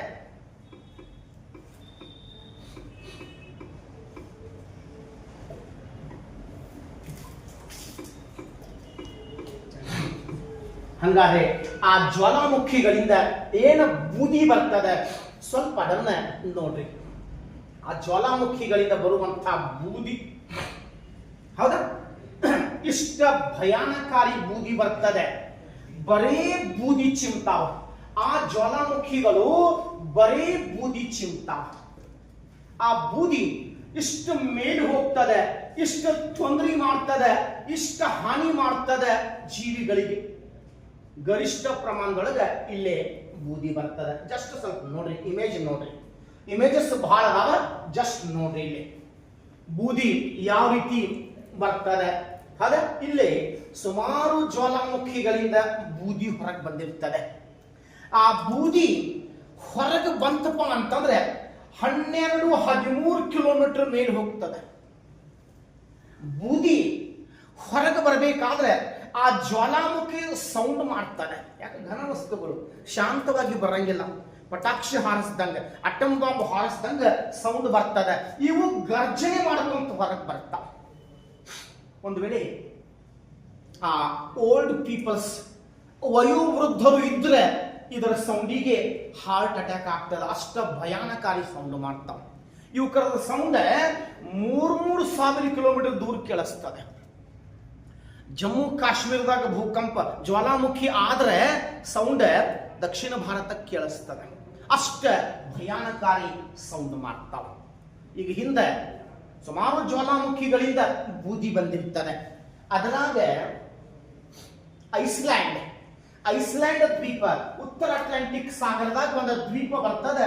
ಅದರ ಹೆಸರೇ ಆ ಉತ್ತರ ಅಟ್ಲಾಂಟಿಕ್ ಸಾಗರದಾಗ ಒಂದು ದ್ವೀಪ ಬರ್ತದೆ. ಅದರ ಹೆಸರು ಏನಪ್ಪಾ ಅಂತಂದ್ರೆ ಐಸ್ಲ್ಯಾಂಡ್. ಆ ಐಸ್ಲ್ಯಾಂಡ್ದೊಳಗೆ ವಿಶೇಷವಾಗಿ ಇಲ್ಲಿ ಜ್ವಾಲಾಮುಖಿ ಕಂಡು ಬರ್ತದೆ. ಐಸ್ಲ್ಯಾಂಡ್ದೊಳಗೆ ಅದಕ್ಕೆ ನಾವು ಐಸ್ಲ್ಯಾಂಡ್ ಅಂತ ಕರೆದೇವಿ. ಆ ಐಸ್ಲ್ಯಾಂಡ್ದೊಳಗೆ ಯಾವ ಜ್ವಾಲಾಮುಖಿ ಐತಿಪ್ಪ ಅಂತಂದ್ರೆ ಇಜಾಫ್ ಜಾಲ. ಅದ ಇಜಾಫ್ ಜಾಲ ಅನ್ನುವಂತಹ ಇಜಾಫ್ ಜಾಲ ಅದು ಬೂದಿ ಹೊರಗೆ ಚಿಮ್ಮಿತ್ತು. ಭಯಾನಕಾರಿ ಬೂದಿ ಹೊರಗೆ ಚಿಮ್ಮಿತ್ತು. ಆ ಮೇಲೆ ಹೋದಂತ ಬೂದಿ 15-20 ದಿವಸ ತಿಂಗಳಾಗಲಿ ಅಲ್ಲೇ ಮೇಲಿರ್ತದೆ. ಈಗ ಹೊರಗೆ ಸೂರ್ಯ ಅದಾನ. ಜ್ವಾಲಾಮುಖಿಯಿಂದ ಬೂದಿ ಹೊರಗೆ ಬಂತಪ್ಪ ಅಂತಂದ್ರೆ ಸೂರ್ಯ ಕಾಣಂಗಿಲ್ಲ. ಆ ಬೂದಿ ಮೇಲೆ ಹೋಗಿ ಮೋಡದ ಹಾಗೆ ನಿಂತು ಬಿಡ್ತದೆ. ಸೂರ್ಯನ ಬೆಳಕೆ ತಡೀತದೆ. ವಿಶೇಷವಾಗಿ ಉತ್ತರ ಅಟ್ಲಾಂಟಿಕ್ ಸಾಗರದಾಗ ಬಹಳ ದ ವರ್ಲ್ಡ್ ಬ್ಯೂಸಿಯೆಸ್ಟ್ ಏರ್ ರೂಟ್, ಪ್ರಪಂಚದೊಳಗೆ ಅತಿ ಹೆಚ್ಚು ವಿಮಾನಗಳು ಹಾರಾಡುವಂಥ ವಾಯು ಮಾರ್ಗದ. ಯಾಕ ಆ ಕಡೆ ಯುರೋಪ್ ಖಂಡ, ಈ ಕಡೆ ಉತ್ತರ ಅಮೆರಿಕಾ ಖಂಡ ಹೈಯೆಸ್ಟ್ ವಿಮಾನಗಳು ಹಾರಾಡ್ತಾವಲ್ಲಿ. ಆ ಬೂದಿ ಹೊರಗೆ ಬಂದ ಮೇಲೆ ಒಂದು ತಿಂಗಳ ಆ ಪ್ರದೇಶದೊಳಗ ವಿಮಾನಗಳ ಹಾರಾಟ ನಿಲ್ಲಿಸಿದ್ರು, ಸ್ಥಗಿತಗೊಳಿಸಿದ್ರು. ಯಾಕಂತಂದ್ರೆ ಆ ಬೂದಿ ಒಳಗೆ ಸೂಕ್ಷ್ಮವಾದಂತಹ ಮರಳಿನ ಕಣಗಳು ಇರ್ತಾವ. ಆ ಸೂಕ್ಷ್ಮವಾದಂತಹ ಮರಳಿನ ಕಣಗಳು ಆ ವಿಮಾನಗಳ ಎಂಜಿನಿಗೆ ಹಾನಿ ಮಾಡ್ತಾವ. ಹಂಗಾಗಿ ಇಂಥ ಪ್ರದೇಶದೊಳಗೆ ವಿಮಾನಗಳು ಹಾರಾಡಂಗಿಲ್ಲ, ಬೂದಿ ಹೋಗುವಂತ. ಅಷ್ಟ ಡೇಂಜರಸ್ ಬೂದಿ ಆ ಜ್ವಾಲಾಮುಖಿಗಳು ಹೊರಗೆ ಚಿಮ್ತಾವ. ಇದು ನಿಮಗೆ ಗೊತ್ತಿರಲಿ. ಆ ಮೇಲೆ ಹೋದಂಥ ಬೂದಿ ಅದ್ರಾಗೆಲ್ಲ ಮಿನರಲ್ಸ್ ಇರ್ತಾವ, ಅದ್ರಾಗೆಲ್ಲ ಖನಿಜಗಳು ಇರ್ತಾವ. ಒಳಗಿನ ಆ ಖನಿಜಗಳು ಒಳಗಿರ್ತಾವ. ಮೇಲೆ ಹೋದ ಮೇಲೆ ಏನಾಗ್ತಾವ, ಮುಂದೆ ಅಲ್ಲೇ ನಿಲ್ತದೆ. ಮುಂದೆ ಕೆಲವೊಂದು ದಿವಸ ಆಫ್ಟರ್ ಲಾಂಗ್ ಟೈಮ್ಸ್ ಏನಾಗ್ತದೆ, ಮುಂದೆ ಆ ಮಳೆಯ ಜೊತೆಗೆ ಮಳೆ ಆಗ್ತದೆ. ಆ ಮಳೆಯ ಜೊತೆಗೆ ಮತ್ತಿದು ಬೂದಿ ಕೆಳಗೆ ಬರ್ತದೆ. ಓಕೆ, ಎಸ್, ಇದು ನಿಮಗೆ ಗೊತ್ತಿರಲಿ. ಇನ್ನ ನೆಕ್ಸ್ಟ್ ಅನಿಲ ವಸ್ತುಗಳು, ಲಿಕ್ವಿಡ್ ಮಟೀರಿಯಲ್ಸ್. ಅನಿಲ ವಸ್ತುಗಳು, ಲಿಕ್ವಿಡ್ ಮಟೀರಿಯಲ್ಸ್. ಹಾಗಾದ್ರೆ ಅನಿಲ ವಸ್ತುಗಳು ಯಾವ್ಯಾವ ಹೊರಗೆ ಬರ್ತಾವೆ? ಜ್ವಾಲಾಮುಖಿಗಳಿಂದ ಹೊರಬರುವಂತಹ ಅನಿಲ ವಸ್ತುಗಳು ಒಂದೇ ಹೈಡ್ರೋಕ್ಲೋರಿಕ್ ಆಮ್ಲ, ಒಂದೇ ಹೈಡ್ರೋಕ್ಲೋರಿಕ್ ಆಮ್ಲ, ಒಂದೇ ammonium chloride, ammonium chloride, ammonium chloride, ಜಲಜನಕದ ಸಲ್ಫೇಟ್, ಜಲಜನಕದ ಸಲ್ಫೇಟ್, ಜಲಜನಕದ ಸಲ್ಫೇಟ್, ಇಂಗಾಲಾಮ್ಲ, ಇಂಗಾಲಾಮ್ಲ, ಇಂಗಾಲಾಮ್ಲ ಮತ್ತು ನೀರಾವಿ, ಮತ್ತು ನೀರಾವಿ. ಅದು ಈ ಪ್ರಕಾರದ ವಸ್ತುಗಳು ಬರ್ತಾವೆ. ಹೈಡ್ರೋಕ್ಲೋರಿಕ್ ಆಮ್ಲ, ಅಮೋನಿಯಂ ಕ್ಲೋರೈಡ್, ಜಲಜನಕದ ಸಲ್ಫೇಟ್, ಇಂಗಾಲಾಮ್ಲ, ಓಕೆ, ನೀರಾವಿ. ಇನ್ನೊಂದು ಬರ್ತದೆ ಗಂಧಕದ ಡೈಆಕ್ಸೈಡ್, ಮತ್ತೊಂದು ಬರ್ತದೆ ಗಂಧಕದ ಡೈಆಕ್ಸೈಡ್. ಗಂಧಕದ ಡೈಆಕ್ಸೈಡ್ ಹೊರಗೆ ಬರ್ತದೆ. ಹಾ, ಇವೇನಲ್ಲ ಜ್ವಾಲಾಮುಖಿಗಳಿಂದ ಹೊರಬರುವಂತಹ ಅನಿಲ ವಸ್ತುಗಳು. ಈ ಅನಿಲ ವಸ್ತುಗಳು ವಿಷಕಾರಿ ಅನಿಲ ವಸ್ತುಗಳು, ಪಾಯ್ಸನಸ್ ಗ್ಯಾಸಸ್ ಎಲ್ಲ ಇವು ವಿಷಕಾರಿಯಾಗಿರ್ತಾವ. ಬೇರೆ ಬೇರೆ ಕೆಮಿಕಲ್ ಇದ್ರಾಗ ಮಿಕ್ಸ್ ಇರ್ತವೆ. ಯಾಕೆ ಜ್ವಾಲಾಮುಖಿಗಳು ನಿರಂತರವಾಗಿ ಚಿಮ್ಕೊಂತ ಇರ್ತಾವ. ಈಗ ನೀವು ನೋಡ್ರಿ, ಎಲ್ಲೇ ಜಾಗೃತ ಜ್ವಾಲಾಮುಖಿಗಳು ಅದಾವ, ವರ್ಷಾನುಗಟ್ಲೆ ಜಾಗೃತವಾಗಿರ್ತಾವ, ನಿರಂತರವಾಗಿ ಅವು ಅನಿಲಗಳನ್ನು ಹೊರಗೆ ಚಿಮ್ಕೊಂತ ಇರ್ತಾವ. ಅಲ್ಲಿ ಹೋಗಿ ನೋಡಿದ್ರೆ ಹೊಗೆ ಬಂದಂಗೆ ಕಾಣಿಸ್ತದ. ಹೊಗೆ ಆ ಜ್ವಾಲಾಮುಖಿಗಳಿಂದ 24 ತಾಸು ಹೊಗೆ ಚಿಮ್ತಿರ್ತಾವ. ಆ ಹೊಗೆ ಒಳಗೆ ಅದರಾಗ ಬೇರೆ ಬೇರೆ ಪ್ರಕಾರದ ಅನಿಲಗಳು ಕಂಡು ಬರ್ತಾವ. ಈ ಎಲ್ಲ ಅನಿಲಗಳಲ್ಲಿ ಅತ್ಯಂತ ವಿಷಕಾರಿ ಅನಿಲ, ಮೋಸ್ಟ್ ಡೇಂಜರಸ್ ಪಾಯ್ಸನಸ್ ಗ್ಯಾಸ್ ಯಾವುದಪ್ಪ ಅಂತಂದ್ರೆ ಗಂಧಕದ ಡೈಆಕ್ಸೈಡ್. ಜ್ವಾಲಾಮುಖಿಗಳಿಂದ ಪ್ರತಿ ವರ್ಷ ಏನಿಲ್ಲಪ್ಪ ಅಂತಂದ್ರೆ 1,000 ಟನ್ ಗಂಧಕದ ಡೈಆಕ್ಸೈಡ್ ವಾಯುಮಂಡಲಕ್ಕೆ ಸೇರ್ಪಡೆಯಾಗುತ್ತದೆ. ಗಂಧಕದ ಡೈಆಕ್ಸೈಡ್ ಇದು ವಾಯುಮಂಡಲದೊಳಗೆ ಸೇರ್ಪಡೆ ಆಗ್ತದೆ. ಹಂಗಾಗಿ ಪಾಯ್ಸನಸ್ ಗ್ಯಾಸ್ ನಾವು ಪಟಾಕ್ಷಿ ಹಾರಿಸ್ತೇವಲ್ಲ ಬೇರೆ ಬೇರೆ ಹಬ್ಬಗಳಲ್ಲಿ, ಅದರಿಂದಲೂ ಸಹ ಇದು ಉತ್ಪಾದನೆ ಆಗ್ತದೆ. ರಾಸಾಯನಿಕ ಕೈಗಾರಿಕೆಗಳಿಂದಲೂ ಇದು ಉತ್ಪಾದನೆ ಆಗ್ತದೆ, ವಿಷಕಾರಿ ಅನಿಲ. ಹಾಗಾದರೆ ಗಂಧಕದ ಡೈಆಕ್ಸೈಡ್ ವಾಯುಮಂಡಲದಲ್ಲಿ ಇದರ ಪ್ರಮಾಣ ಹೆಚ್ಚಾದ್ರೆ ಏನಾಗ್ತದೆ? ಇದು ಒಂದಲ್ಲ, ಇವೆಲ್ಲ ಇವುಗಳಿಂದ ಏನಾಗ್ತದಪ್ಪ ಅಂತಂದ್ರೆ ಏರ್ ಪೊಲ್ಯೂಷನ್, ವಾಯು ಮಾಲಿನ್ಯ. ಇವೆಲ್ಲ ಮಾಲಿನ್ಯ ಮಾಡುವಂತಹ ಅನಿಲಗಳು. ಅದರಾಗ ಡೇಂಜರಸ್ ವಿಷಕಾರಿ ಅನಿಲ. ಈ ಅನಿಲದ ಪ್ರಮಾಣ ವಾಯುಮಂಡಲದಾಗ ಹೆಚ್ಚು ಆದಂಗ ಯಾವ ಪರಿಣಾಮ ಆಗ್ತದೆ? ಏನು ಎಫೆಕ್ಟ್ ಆಗ್ತದೆ? ಏನಾಗ್ತದೆ ಇದರಿಂದ? ಓಕೆ, ವಾಯು ಮಾಲಿನ್ಯ ಆಗ್ತದೆ, ಏರ್ ಪೊಲ್ಯೂಷನ್ ಆಗ್ತದೆ, ಜೊತೆಗೆ ಆಮ್ಲ ಮಳೆ ಆಗ್ತದೆ. ಆಮ್ಲ ಮಳೆ, ಆಸಿಡ್ ರೇನ್ ಆಗ್ತದೆ, ಆಮ್ಲ ಮಳೆ ಆಗ್ತದೆ. ನೆನ್ಪಿಟ್ಕೊಡ್ರಿ, ಪೊಲೀಸ್ ಎಕ್ಸಾಮ್ದಾಗ ಓಕೆ, ನಿಮ್ಮ ಕ್ಲರಿಕಲ್ ಎಕ್ಸಾಮ್ದಾಗ ಕ್ವಶನ್ ಕೇಳೋಣ, ಆಮ್ಲ ಮಳೆಗೆ ಮೂಲ ಕಾರಣ ಯಾವುದು? 2 ಎಕ್ಸಾಮ್ದಾಗ ಕೊಟ್ಟಾಗ ಬೇರೆ ಬೇರೆ ಆನ್ಸರ್ ಕೊಟ್ಟಾನ. ಆಮ್ಲ ಮಳೆಗೆ ಮೂಲ ಕಾರಣ ಒಂದು ಸಲ ಕೇಳಿದಾಗ ವಾಯು ಮಾಲಿನ್ಯ, ಏರ್ ಪೊಲ್ಯೂಷನ್, ಹೌದು. ಇನ್ನು ಮತ್ತೊಮ್ಮೆ ಕೇಳಿದಾಗ ಗಂಧಕದ ಡೈಆಕ್ಸೈಡ್ ಆಮ್ಲ ಮಳೆಗೆ ಕಾರಣ. ಇದು ಹೆಚ್ಚಾತಂತಂದ್ರೆ ವಾಯು ಮಾಲಿನ್ಯ ಆಗ್ತದೆ, ಇದು ಹೆಚ್ಚಾತಂತಂದ್ರೆ ಏರ್ ಪೊಲ್ಯೂಷನ್ ಆಗ್ತದೆ, ಮುಂದೆ ಆಮ್ಲ ಮಳೆ ಆಗ್ತದೆ. ಮತ್ತೊಂದು KS ಎಕ್ಸಾಮ್ದಾಗ ಕ್ವಶನ್ ಬಂದಿತ್ತು. KS ಎಕ್ಸಾಮ್ದಾಗ ಆಮ್ಲ ಮಳೆಗೆ ಮುಖ್ಯ ಕಾರಣ ಯಾವುದು? ಅಲ್ಲಿ ಏನು ಆನ್ಸರ್ ಕೊಟ್ಟಿದ್ದಾವೆ? ಕೈಗಾರಿಕೆಗಳ ದಹನ ಕ್ರಿಯೆಗಳಿಂದ ಬಿಡುಗಡೆ ಆದಂತಹ ಗಂಧಕದ ಡೈಆಕ್ಸೈಡ್. ಜ್ವಾಲಾಮುಖಿಗಳಿಂದ ಅಷ್ಟ ಅಲ್ಲ, ಕೈಗಾರಿಕೆಗಳಿಂದ ಆ ಬಿಡುಗಡೆಯಾದಂತಹ ದಹನ ಕ್ರಿಯೆಗಳಿಂದ ಬಿಡುಗಡೆಯಾದಂತಹ ಗಂಧಕದ ಡೈಆಕ್ಸೈಡ್ ಆಮ್ಲ ಮಳೆಗೆ ಕಾರಣವಾಗಿರ್ತದೆ. ಮುಂದೆ ಟಾಪಿಕ್ ಬರ್ತದೆ. ಓಕೆ, ಕೃತಕ ಮಳೆ, ಸ್ವಾಭಾವಿಕ ಮಳೆ, ಆಮ್ಲ ಮಳೆ. ಅಲ್ಲಿ ನಾವು ಇದರ ಬಗ್ಗೆ ಡಿಸ್ಕಷನ್ ಮಾಡೋಣ. ಗೊತ್ತಾತಲ್ಲ? ಜ್ವಾಲಾಮುಖಿಗಳಿಂದ 3 ಪ್ರಕಾರದ ವಸ್ತುಗಳು ಬರ್ತಾವೆ. ಇವು ನಿಮಗೆ ಗೊತ್ತಿರಲಿ. ಇನ್ನ ನೆಕ್ಸ್ಟ್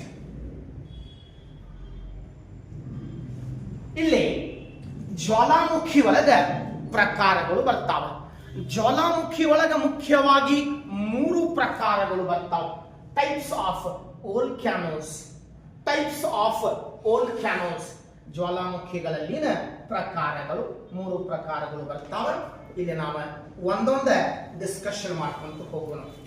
ಅದರಾಗ ಒಂದೇ ಜಾಗೃತ ಜ್ವಾಲಾಮುಖಿ.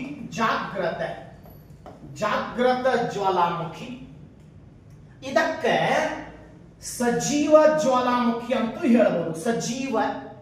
ಇದಕ್ಕೆ ಗುರಾಣಿ ಜ್ವಾಲಾಮುಖಿ ಅಂತೂ ಹೇಳಬಹುದು. ಗುರಾಣಿ ಜ್ವಾಲಾಮುಖಿ ಹೆಸರು ಬಹಳ ಅದ. ಜಾಗೃತ ಜ್ವಾಲಾಮುಖಿ, ಜೀವಂತ ಜ್ವಾಲಾಮುಖಿ, ಸಜೀವ ಜ್ವಾಲಾಮುಖಿ, ಗುರಾಣಿ ಜ್ವಾಲಾಮುಖಿ, ನೇಮ್ಸ್ ಬಹಳ ಅದಾವ. ಇದಕ್ಕೆ ಇಂಗ್ಲಿಷ್ ಒಳಗೆ ಆಕ್ಟಿವ್ ವೋಲ್ಕ್ಯಾನೋ ಅಂತ ಕರೀರಿ. ಆಕ್ಟಿವ್ ಜಾಗೃತವಾಗಿರ್ತಾವ, ಜೀವಂತವಾಗಿರ್ತಾವ. ಇನ್ನು ಎರಡನೇದ್ದ ಸುಪ್ತ ಜ್ವಾಲಾಮುಖಿ. ಸುಪ್ತ ಜ್ವಾಲಾಮುಖಿ ಅಥವಾ ನಿದ್ರಿತ ಜ್ವಾಲಾಮುಖಿ. ಇದಕ್ಕ ಇಂಗ್ಲಿಷ್ ನೊಳಗ ಡಾರ್ಮೆಂಟ್ ವೋಲ್ಕ್ಯಾನೋ. ಇದಕ್ಕೆ ಇಂಗ್ಲಿಷ್ ನೊಳಗ ಡಾರ್ಮೆಂಟ್ ವೋಲ್ಕ್ಯಾನೋ ಅಂತ ಕದಾರ. Dormant active volcano, dormant volcano. ಮತ್ತೊಂದು ಬರ್ತದೆ ಮೂರನೇದ್ದ ಲುಪ್ತ ಜ್ವಾಲಾಮುಖಿ ಅಥವಾ ನಂದಿದ ಜ್ವಾಲಾಮುಖಿ ಅಥವಾ ಮೃತ ಜ್ವಾಲಾಮುಖಿ. ಇದಕ್ಕೆ ಇಂಗ್ಲಿಷ್ ನೊಳಗೆ ಎಕ್ಸ್ಟಿಂಕ್ಟ್ ವೋಲ್ಕ್ಯಾನೋ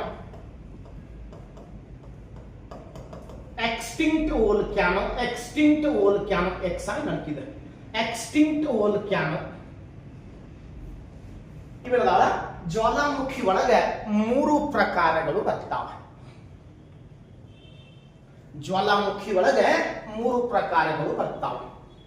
ಇಲ್ಲಿ ನಿಮಗೆ ಕ್ವಶನ್ಸ್ ಯಾವ ರೀತಿ ಕೇಳಬಹುದು? ಜಾಗೃತ ಜ್ವಾಲಾಮುಖಿಗಳು ಎಲ್ಲೆಲ್ಲದಾವ? ಅತ್ಯಂತ ದೊಡ್ಡ ಜಾಗೃತ ಜ್ವಾಲಾಮುಖಿ ಯಾವುದು? ಇಲ್ಲ ಜ್ವಾಲಾಮುಖಿಗಳು ಮತ್ತು ದೇಶಗಳು ಹೊಂದಿಸಿ ಬರೆಯಿರಿ. ಇಲ್ಲ ಬೆಳಕಿನ ಮನೆ ಯಾವುದು? ಭಾರತದ ಏಕೈಕ ಜೀವಂತ ಜ್ವಾಲಾಮುಖಿ ಯಾವುದು? ಈ ಪದ್ಧತಿ ಒಳಗೆ ಇದ್ರಾಗ ಕ್ವಶನ್ಸ್ ಬಂದಿರ್ತಾವ. ಸುಪ್ತ ಜ್ವಾಲಾಮುಖಿ ಇದ್ರಾಗ ಇಂಡಿಯಾದ ಒಂದ ಕೇಳ್ಯಾನ, ಭಾರತದ ಒಂದ ಕೇಳ್ಯಾನ, 2-3 ಎಕ್ಸಾಮ್ದಾಗ. ಲುಪ್ತ ಜ್ವಾಲಾಮುಖಿ ಇದನ್ನ ಎಲ್ಲಾ ಕಡೆ ಕೇಳ್ಯಾನ. ಜ್ವಾಲಾಮುಖಿ ಪರ್ವತಗಳು ಪ್ರಪಂಚದ ಅತ್ಯಂತ ಎತ್ತರವಾದಂತಹ ಜ್ವಾಲಾಮುಖಿ ಪರ್ವತ. ಭಾರತ ದೇಶದೊಳಗ ಮೃತ ಜ್ವಾಲಾಮುಖಿಗಳು ಎಲ್ಲೆಲ್ಲಿ ಅದಾವ? ಈ ಪದ್ಧತಿ ಒಳಗ ಇದ್ರಾಗ ಕ್ವಶನ್ಸ್ ಬಂದಾವ. ಒಂದೊಂದ ಡಿಸ್ಕಷನ್ ಮಾಡ್ಕೊಂಡು ಹೋಗೋಣ. ಅದ್ರಾಗ ಮೊದಲನೇದ್ದು ಜಾಗೃತ ಜ್ವಾಲಾಮುಖಿ,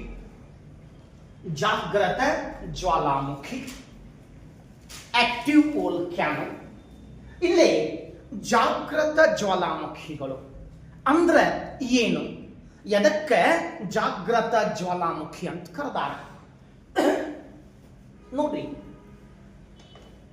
ನಿರಂತರ ತಮ್ಮ ಕಾರ್ಯಾಚರಣೆಗಳಿಂದ, ನಿರಂತರ ಅಂತಂದ್ರು ಒಂದ, ಮೇಲಿಂದ ಮೇಲೆ ಅಂತಂದ್ರು ಒಂದ, ನಿರಂತರ ಅಥವಾ ಮೇಲಿಂದ ಮೇಲೆ ತಮ್ಮ ಕಾರ್ಯಾಚರಣೆಗಳಿಂದ ಭೂಗರ್ಭದಲ್ಲಿನ ದ್ರವ ಘನ ಅನಿಲ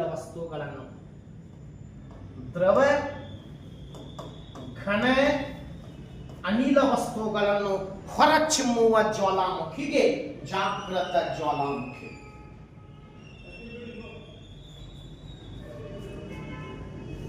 ಭೂಗರ್ಭದಲ್ಲಿನ ನಿರಂತರ ತಮ್ಮ ಕಾರ್ಯಾಚರಣೆಗಳಿಂದ ಭೂಗರ್ಭದಲ್ಲಿನ ದ್ರವ ಘನ ಅನಿಲ ವಸ್ತುಗಳನ್ನು ಒಂದರ ನಂತರ ಇನ್ನೊಂದನ್ನು ಹೊರಚಿಮ್ಮುವುದಕ್ಕೆ ಜಾಗೃತ ಜ್ವಾಲಾಮುಖಿ. ಎಸ್, ಏನ್ ಬರ್ಕೊಂಡ್ರಲ್ಲ, ಇದರದ ಅರ್ಥ ಏನಪ್ಪಾ ನೋಡ್ರಿ. ಈ ಜ್ವಾಲಾಮುಖಿಗಳು ಯಾವಾಗಲೂ ಜೀವಂತವಾಗಿರ್ತಾವ. ಈ ಜ್ವಾಲಾಮುಖಿಗಳು ಯಾವಾಗಲೂ ಜಾಗೃತವಾಗಿರ್ತಾವ. 365 ದಿವಸ 24 ತಾಸು ಜಾಗೃತವಾಗಿರ್ತಾವ. ಹೌದಾ? ಅದರಾಗಿಂದ ದ್ರವ ವಸ್ತುಗಳು ಬರಬಹುದು, ಕೆಲವೊಂದು ಘನ ವಸ್ತುಗಳು ಚಿಮ್ಮಬಹುದು, ಕೆಲವೊಂದು ಅನಿಲ ವಸ್ತುಗಳು ಚಿಮ್ಮಬಹುದು, ಅಥವಾ ಒಂದ ಜ್ವಾಲಾಮುಖಿ ಇವನು 3 ವಸ್ತುಗಳು ಚಿಮ್ಮಬಹುದು. ಬೇರೆ ಬೇರೆ ಅವಧಿ ಒಳಗೆ ಆ ಜ್ವಾಲಾಮುಖಿಗಳಿಗೆ ನಾವು ಜಾಗೃತ ಅಂತ ಕರೆದೇವಿ.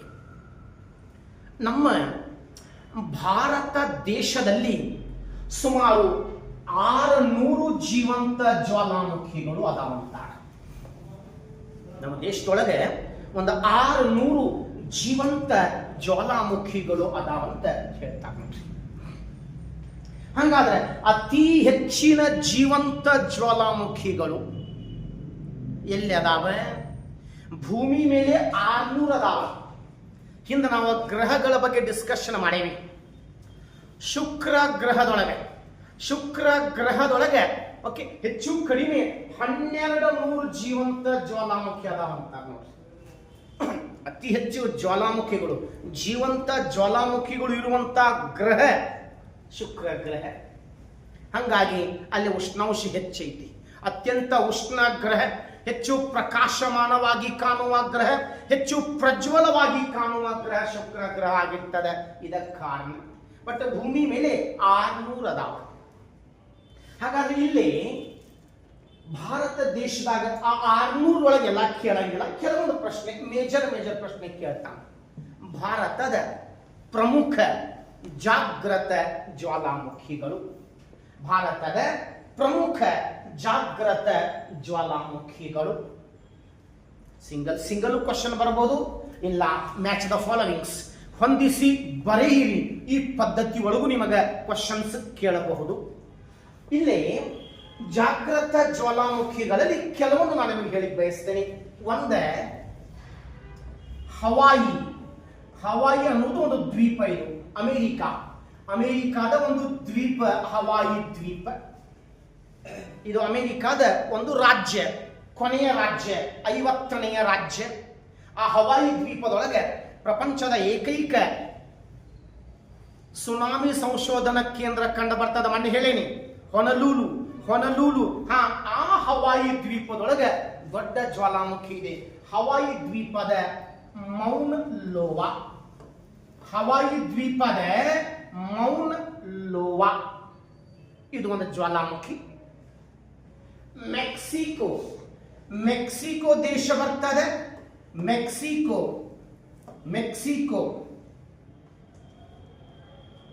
ಕೋಲಿಮಾ.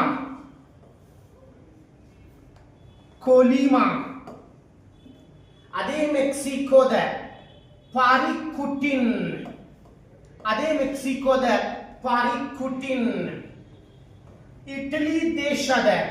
ಇಟಲಿ ದೇಶದ ವೆಸುವಿಯಸ್.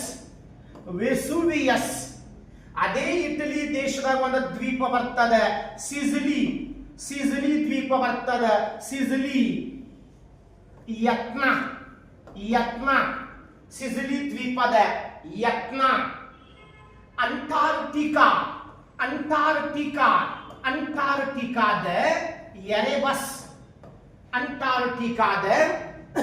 ಎರೆಬಸ್. ಇಂಡೋನೇಷಿಯಾದ ಕ್ರಕಟೋವಾ.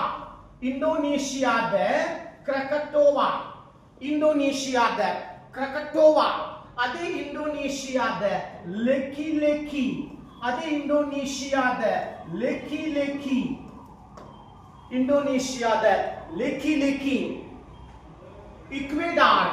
ಇಕ್ವೆಡಾರ್ ದೇಶದ ಇಕ್ವೆಡಾರಿನ ಕೊಟಪಾಕ್ಷಿ.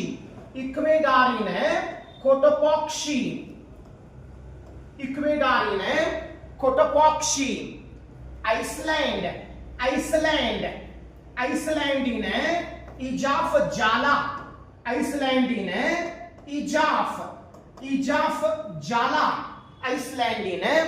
ಇಜಾಫ್ ಜಾಲ. ಫಿಲಿಪೈನ್ಸ್ ದೇಶದ ಓಕೆ ಮೌಂಟ್ ತಾಲ್ ಬಹಳ ಅದಾವ್ರಿ.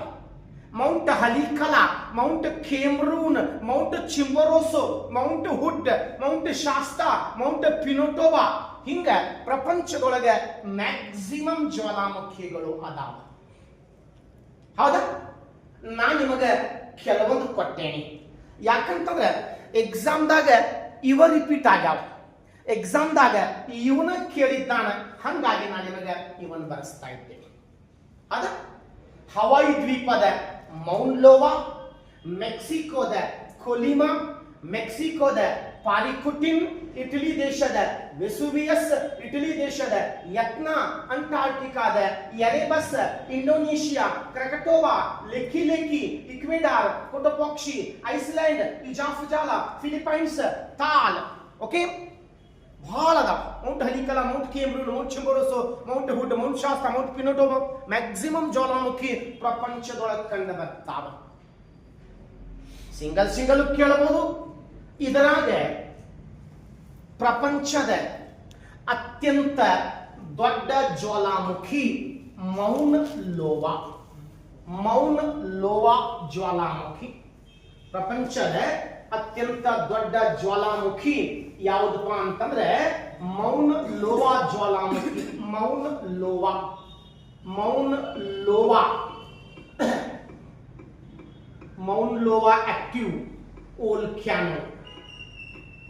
ಮೌನ್ ಲೋವಾ ಆಕ್ಟಿವ್ ವೋಲ್ಕ್ಯಾನೋ ಇಮೇಜಸ್ ಅದ ನೀವು ಕ್ಲಿಕ್ ಮಾಡಿದ್ರಿಪ್ಪ ಅಂತಾರೆ ಎಲ್ಲ ಮೌನ್ ಲೋವಾದ ಜ್ವಾಲಾಮುಖಿಗಳು ಬರ್ತಾವ. ಮೌನ್ ಲೋವಾ ದೊಡ್ಡದೈತಿ. ಮೌನ್ ಲೋವಾ ಜ್ವಾಲಾಮುಖಿ ಇಷ್ಟು ದೊಡ್ಡ ಪ್ರಮಾಣದೊಳಗೆ ಮೌನ್ ಲೋವಾ ಕಂಡು ಬರ್ತಾರೆ. ಅದ ದೊಡ್ಡ ಜ್ವಾಲಾಮುಖಿ ನೋಡಿ, ದೊಡ್ಡ ಪ್ರಮಾಣದಾಗ ಐತಿ. ಹಿಂಗ ಮ್ಯಾಗ್ಮಾ ಚಿಮ್ತಾರೆ 12 ತಾಸು 24 ತಾಸು ಚಿಮ್ತಾರೆ. ರೆಗ್ಯುಲರ್ಲಿ ಅಲ್ಲ, ರೆಗ್ಯುಲರ್ಲಿ ಮ್ಯಾಗ್ಮಾ ಚಿಮ್ತಿರ್ತದೆ ರೆಗ್ಯುಲರ್ಲಿ.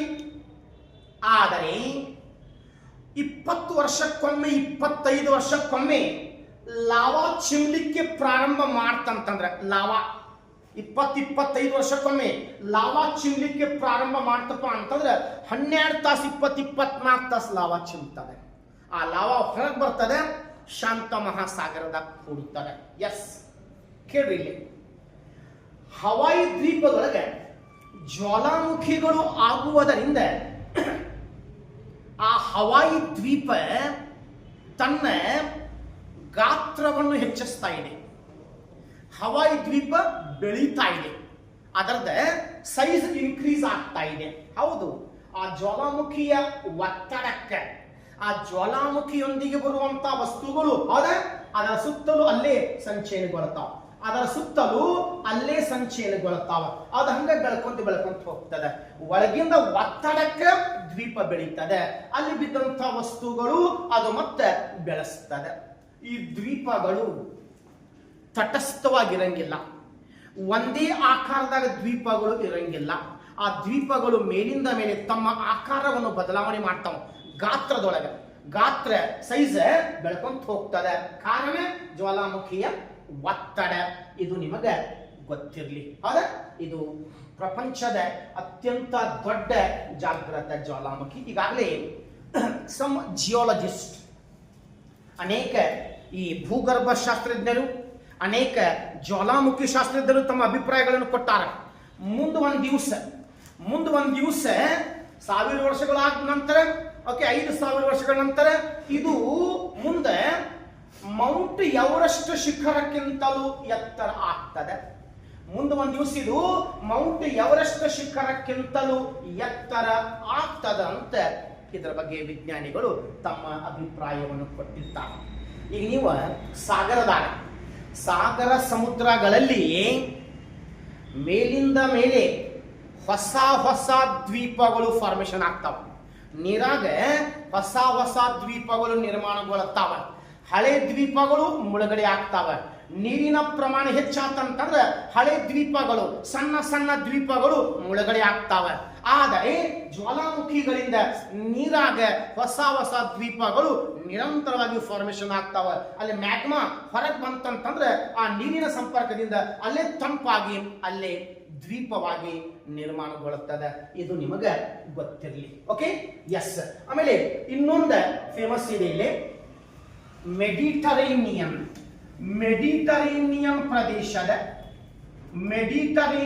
ಪ್ರದೇಶದ ಜ್ವಾಲಾಮುಖಿ ಬರ್ತದೆ. ಅದರ ಹೆಸರು ಏನಪ್ಪಾ ಅಂತಂದ್ರೆ ಸ್ಟ್ರಾಂಬೋಲಿ ಜ್ವಾಲಾಮುಖಿ. ಮೆಡಿಟರೇನಿಯನ್ ಪ್ರದೇಶದ ಸ್ಟ್ರಾಂಬೋಲಿ ಜ್ವಾಲಾಮುಖಿ. ಇದರ ಬಗ್ಗೆ ಕ್ವಶನ್, ಇವೆಲ್ಲ ಕೇಳಿದ ಪ್ರಶ್ನೆ ರೀ ಇವೆಲ್ಲ. ಓಕೆ, ವೆಸುವಿಯಸ್ ಕೇಳಿದ್ದಾನೆ, ಯತ್ನಾಕ್ ಕೇಳಿದ್ದಾನೆ, ಓಕೆ, ಕ್ರಕಟೋವಾ ಕೇಳಿದ್ದಾನೆ, ಇಕ್ವೆಡಾರ್ ಕೇಳಿದ್ದಾನೆ, ಆಮೇಲೆ ಸ್ಟ್ರಾಂಬೋಲಿ ಕೇಳ್ಯಾನ. ಇದರಾಗ ಈಗೇನು ಹಿಂದಾಗ ಎಕ್ಸಾಮ್ 20-25 ವರ್ಷದಾಗ ಏನು ಎಕ್ಸಾಮ್ ಆಗಿದ್ದಾವಲ್ಲ, ಆ ಕ್ವಶನ್ಸ್ ಇದ್ರಾಗಿನ ಬಂದ ನೋಡಿ. ಅವನೇ ರಿಪೀಟ್ ಮಾಡ್ಕೊಂತ ಕೇಳ್ಯಾನ. 600 ಅದಾವ, ಎಲ್ಲಾನು ಕೇಳಿಕ್ ಆಗಂಗಿಲ್ಲ. ಅದ್ರಾಗ ಮೇಜರ್ ಯಾವ ಇರ್ತಾವ ಅದನ್ನು ಕೇಳ್ತಾನ. ಎಸ್, ಕೇಳ್ರಿ. ಸ್ಟ್ರಾಂಬೋಲಿ ಜ್ವಾಲಾಮುಖಿಗೆ ಏನಂತ ಕರೆದಾರಪ್ಪ ಅಂತಂದ್ರೆ ಮೆಡಿಟರೇನಿಯನ್ ಪ್ರದೇಶದ ಬೆಳಕಿನ ಮನೆ. Which active volcano is popularly known as the lighthouse of Mediterranean region. Mediterranean ಪ್ರದೇಶದ ಬೆಳಕಿನ ಮನೆ ಎಂದೇ ಪ್ರಸಿದ್ಧವಾದಂತಹ ಜ್ವಾಲಾಮುಖಿ ಸ್ಟ್ರಾಂಬೋಲಿ. ಇದಕ್ಕೆ ಬೆಳಕಿನ ಮನೆ ಅಂತ ಕರೆದ.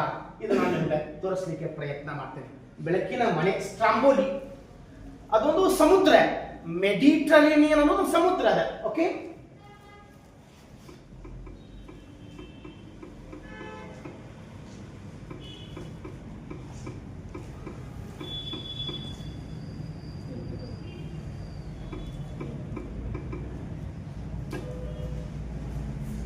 ಮೆಡಿಟರೇನಿಯನ್ ಸಮುದ್ರದ ಸುತ್ತಲೂ ದಂಡೆ ಒಳಗೆ ಆ ಮೆಡಿಟರೇನಿಯನ್ ಪ್ರದೇಶದ ಸುತ್ತಲೂ ಸುಮಾರು ಜ್ವಾಲಾಮುಖಿಗಳು ಬರ್ತಾವೆ.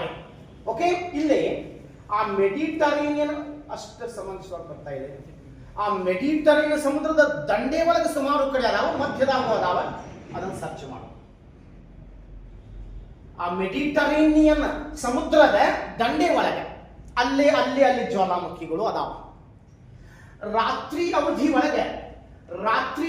ಒಳಗೆ ಜ್ವಾಲಾಮುಖಿಗಳು ಆಗಾಕತ್ತೂಪ ಅಂತಂದ್ರೆ, ರಾತ್ರಿ ಅವಧಿ ಒಳಗೆ ಜ್ವಾಲಾಮುಖಿಗಳು ಆಗಾಕತ್ತೂಪ ಅಂತಂದ್ರೆ ಅಲ್ಲಿ ಏನೋ ಒಂದು ಲೈಟ್ ಹಚ್ಚಿದವ್ರ ಗತಿ ಕಾಣಿಸ್ತಾರೆ. ಅದ ಆ ಪ್ರದೇಶ ಒಳಗೆ ಒಂದು ಲೈಟ್ ಹಚ್ಚಿದವ್ರ ಗತಿ ರಾತ್ರಿ ಜ್ವಾಲಾಮುಖಿ ಆಗ್ತಿರ್ತಾವ. ರಾತ್ರಿ ಜ್ವಾಲಾಮುಖಿ ಆಗ್ಬೇಕಾದ್ರೆ ದೂರಿಂತ್ರ ನೋಡಿದ್ರೆ ಅದ ಇಲ್ಲಿ ಸುತ್ತಲೂ ಅದಾವ, ಅಲ್ಲಿ ಸುತ್ತಲೂ ಅದಾವ, ದೂರ ಅದಾವ. ಇಲ್ಲಿ ಒಂದು ದ್ವೀಪ ಅದ ಮುಚ್ಚಿರ್ತದೆ, ಸುತ್ತಲೂ ಜ್ವಾಲಾಮುಖಿ ಅದಾವ. ರಾತ್ರಿ ನಮಗೆ ಈ ರೀತಿ ದೃಶ್ಯ ಕಾಣಿಸ್ತಾರೆ. ರಾತ್ರಿ ಅಲ್ಲಿ ಏನೋ ಲೈಟ್ ಹಚ್ಚಿದವ್ರ ಗತಿ ಕಾಣಿಸ್ತಾರೆ, ಅಲ್ಲಿ ಏನೋ ದೀಪ ಹಚ್ಚಿದವ್ರ ಗತಿ ಕಾಣಿಸ್ತಾರೆ. ಹಂಗಾಗಿ ಇದಕ್ಕೆ ಬೆಳಕಿನ ಮನೆ. ಯಾವ್ದಿದು? ಮೆಡಿಟರೇನಿಯನ್ ಸಮುದ್ರದಾಗ. ಆ ಮೆಡಿಟರೇನಿಯನ್ ಸಮುದ್ರದಾಗಿದೆ. ಹಾಗಾಗಿ ಮೆಡಿಟರೇನಿಯನ್ ಪ್ರದೇಶದ ಬೆಳಕಿನ ಮನೆ ಯಾವುದು? ಸ್ಟ್ರಾಂಬೋಲಿ ಜ್ವಾಲಾಮುಖಿ. ಸ್ಟ್ರಾಂಬೋಲಿ ಇದು ನಿಮಗೆ ಗೊತ್ತಿರಲಿ, ಇದರ ಬಗ್ಗೆ ನಿಮಗೆ ಗೊತ್ತಿರಲಿ. ಕನ್ಫ್ಯೂಷನ್ ಮಾಡ್ಕೋಬೇಡಿ, ಇದನ್ನು ಕರೆಕ್ಟ್ ಆಗಿ ನೆನ್ಪಿಟ್ಕೊಳ್ಳಿಕ್ಕೆ ಪ್ರಯತ್ನ ಮಾಡಿ. ಅದ ಸ್ಟ್ರಾಂಬೋಲಿ. ಇದು ಕ್ವಶನ್ ಬಂದಿರ್ತಾರೆ, ಮುಂದಾದ್ರೂ ಕೇಳಬಹುದು. ಇದು ಕ್ವಶನ್ ಮತ್ತು ಮುಂದಾದ್ರೂ ಕೇಳಬಹುದು, ಮುಂದಾದ್ರೂ ಬರುವಂತ ಕ್ವಶನ್ ಆಗಿರ್ತಾರೆ. ಅರ್ಥ ಆತಲ್ಲ? ಇನ್ನೊಂದೈತಿ ಇಜಾಫ್ ಜಾಲ, ಐಸ್ಲ್ಯಾಂಡ್. ಓಕೆ, ಇಲ್ಲೇ ಇಜಾಫ್ ಜಾಲ ಅದು ನಾಗಲ್ ಹೇಳಿ ನನಗೆ ವಿಶೇಷವಾಗಿ ಆ ಬೂದಿ ಚಿಮ್ಮುವಂತಹ ಜ್ವಾಲಾಮುಖಿ ಆಗಿರ್ತದೆ. ಓಕೆ, ಇವು ನಿಮಗೆ ಗೊತ್ತಿರಲಿ. ಇವು ಪ್ರಪಂಚದ ಪ್ರಮುಖ ಜಾಗೃತ ಜ್ವಾಲಾಮುಖಿ. ಹಾಗಾದರೆ ಕೆಲವೊಂದು ಜ್ವಾಲಾಮುಖಿಗಳಿಗೆ ಸೂಪರ್ ಜ್ವಾಲಾಮುಖಿ ಅಂತ ಕರ. ಸೂಪರ್ ಜ್ವಾಲಾಮುಖಿ, ಸೂಪರ್ ವೋಲ್ಕ್ಯಾನೋ. ಯಾವ ಜ್ವಾಲಾಮುಖಿಗೆ ಇಲ್ಲಿ ಸೂಪರ್ ಜ್ವಾಲಾಮುಖಿ ಅಂತ ಕರೆದಾರೆ? Okay, list of the super volcano. ಸ್ವಲ್ಪ ನೋಡ್ಕೊಂಡ್ಬಿಡ್ರಿ. ಸೂಪರ್ ವೋಲ್ಕ್ಯಾನೋಸ್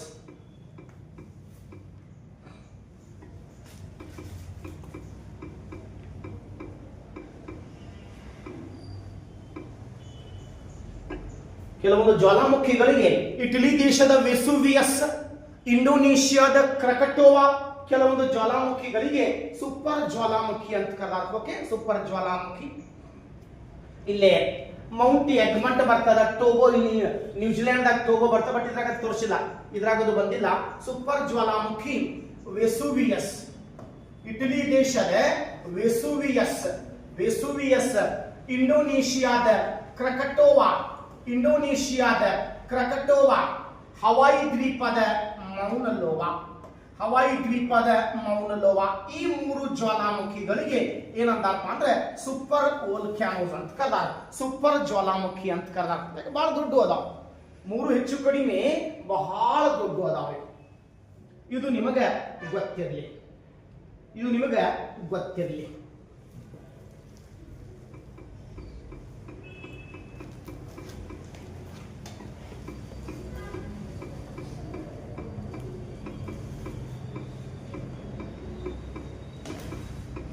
ಬಹಳ ಜ್ವಾಲಾಮುಖಿಗಳು ಬಹಳ ಅದಾವ. ಬಟ್ ನೀವು ಫ್ರೀ ಇದ್ದಾಗ ಏನ್ ಮಾಡ್ರಿ, ಇವನ್ ಸ್ವಲ್ಪ ನೋಡ್ಲಿಕ್ಕೆ ಪ್ರಯತ್ನ ಮಾಡಿ. ನೀವು ಫ್ರೀ ಇದ್ದಾಗ ಇವನ್ ಸ್ವಲ್ಪ ನೋಡ್ಲಿಕ್ಕೆ ಪ್ರಯತ್ನ. ಬರ್ಸಿದ್ದು ಅದಾವ. ಮ್ಯಾಕ್ಸಿಮಮ್ ರೆಡ್ ಡಾಟ್ ಅದಾವಲ್ಲ, ರೆಡ್ ಡಾಟ್ ಇವೆಲ್ಲ ರೆಡ್ ಡಾಟ್ ಏನದಾವಲ್ಲ ಜ್ವಾಲಾಮುಖಿ ಆಗುವಂತ ಪ್ರದೇಶಗಳು. ಇವೆಲ್ಲ ರೆಡ್ ಡಾಟ್ ಬರ್ತಾವಲ್ಲ ಇವೆಲ್ಲ ಜ್ವಾಲಾಮುಖಿ ಪ್ರದೇಶಗಳು ಆಗಿರ್ತಾವ. ನಿಮ್ಗೆಲ್ಲ ಸಿಗ್ತದೆ ಗೂಗಲ್ದಾಗ ಪ್ರತಿಯೊಂದು ಇನ್ಫಾರ್ಮೇಶನ್ ನಿಮಗೆ ಸಿಗ್ತಾವ ಫ್ರೀ ಇದ್ದಾಗ ನೋಡ್ರಿ. ಇಲ್ಲ ಲಿಸ್ಟ್ ಕೊಟ್ಟಾರ ಜ್ವಾಲಾಮುಖಿ ಪಟ್ಟಿನೂ ಕೊಟ್ಟಾರ ಎಷ್ಟದಾವಲ್ಲ ಎಲ್ಲೆಲ್ಲಿ ಅದಾವ ಬಟ್ ಬಹಳ ಆಗ್ತಾವ. ಎಲ್ಲ ವಿಷಯ ಇನ್ಫಾರ್ಮೇಶನ್ ಅವಶ್ಯಕತೆ ಇಲ್ಲ. ಈಗ ಏನು ಬರ್ಸಿನಲ್ಲ ಆಗ ಬರ್ಸಿದ್ನಲ್ಲ 20-25 ವರ್ಷದಾಗ ಏನು ಕ್ವಶನ್ ಕೇಳಿದ್ದಾನ ಅದ್ರಾಗಿನೂ ಬಂದಾವ. ಏನು ಮಾರ್ಕ್ ಮಾಡಿ ತೋರಿಸಿದ್ನಲ್ಲ ಅವನು ಹೆಚ್ಚಾಗಿ ಕೇಳ್ಕೊಂಡು ಬಂದಾನ. 600 ಅದಾವ. 600ಕ್ಕೂ ನೇಮ್ ಕೊಟ್ಟಿಲ್ಲ, 600ಕ್ಕೂ ಹೆಸರು ಕೊಟ್ಟಿಲ್ಲ. ಕೆಲವೊಂದಕ್ಕೆ ಪ್ರಮುಖವಾದಂತಹ ಜ್ವಾಲಾಮುಖಿಗಳಿಗೆ ಹೆಸರು ಕೊಟ್ಟಿರ್ತಾರೆ, ಅಂತವ್ ನಿಮಗೆ ಎಕ್ಸಾಮ್ದಾಗ ಕೇಳ್ತಾನೆ. ಎಸ್, ನೆಕ್ಸ್ಟ್ ಎರಡನೇ ಪಾಯಿಂಟ್ ಯಾವುದಪ್ಪ? ಸುಪ್ತ ಜ್ವಾಲಾಮುಖಿ. ಎರಡನೇದ ಸುಪ್ತ ಜ್ವಾಲಾಮುಖಿ ಅಥವಾ ನಿದ್ರಿತ ಜ್ವಾಲಾಮುಖಿ. ಡಾರ್ಮೆಂಟ್ ವೋಲ್ಕ್ಯಾನೋ, ಡಾರ್ಮೆಂಟ್ ವೋಲ್ಕ್ಯಾನೋ ಸುಪ್ತ ಜ್ವಾಲಾಮುಖಿ. ಇದರಾಗ ಒಂದು ಪ್ರಶ್ನೆ ಕೇಳೋಣ, ಅದನ್ನ ರಿಪೀಟ್ ಮಾಡ್ಕೊಂತ ಬಂದಾನ. ಹಾಗಾದ್ರೆ ಇದು ಸುಪ್ತ ಜ್ವಾಲಾಮುಖಿ ಅಂದ್ರೆ ಏನು? ಎದಕ್ಕೆ ಸುಪ್ತ ಜ್ವಾಲಾಮುಖಿ ಅಂತ ಕರೆದಾರ ಕೇಳ್ರಿ.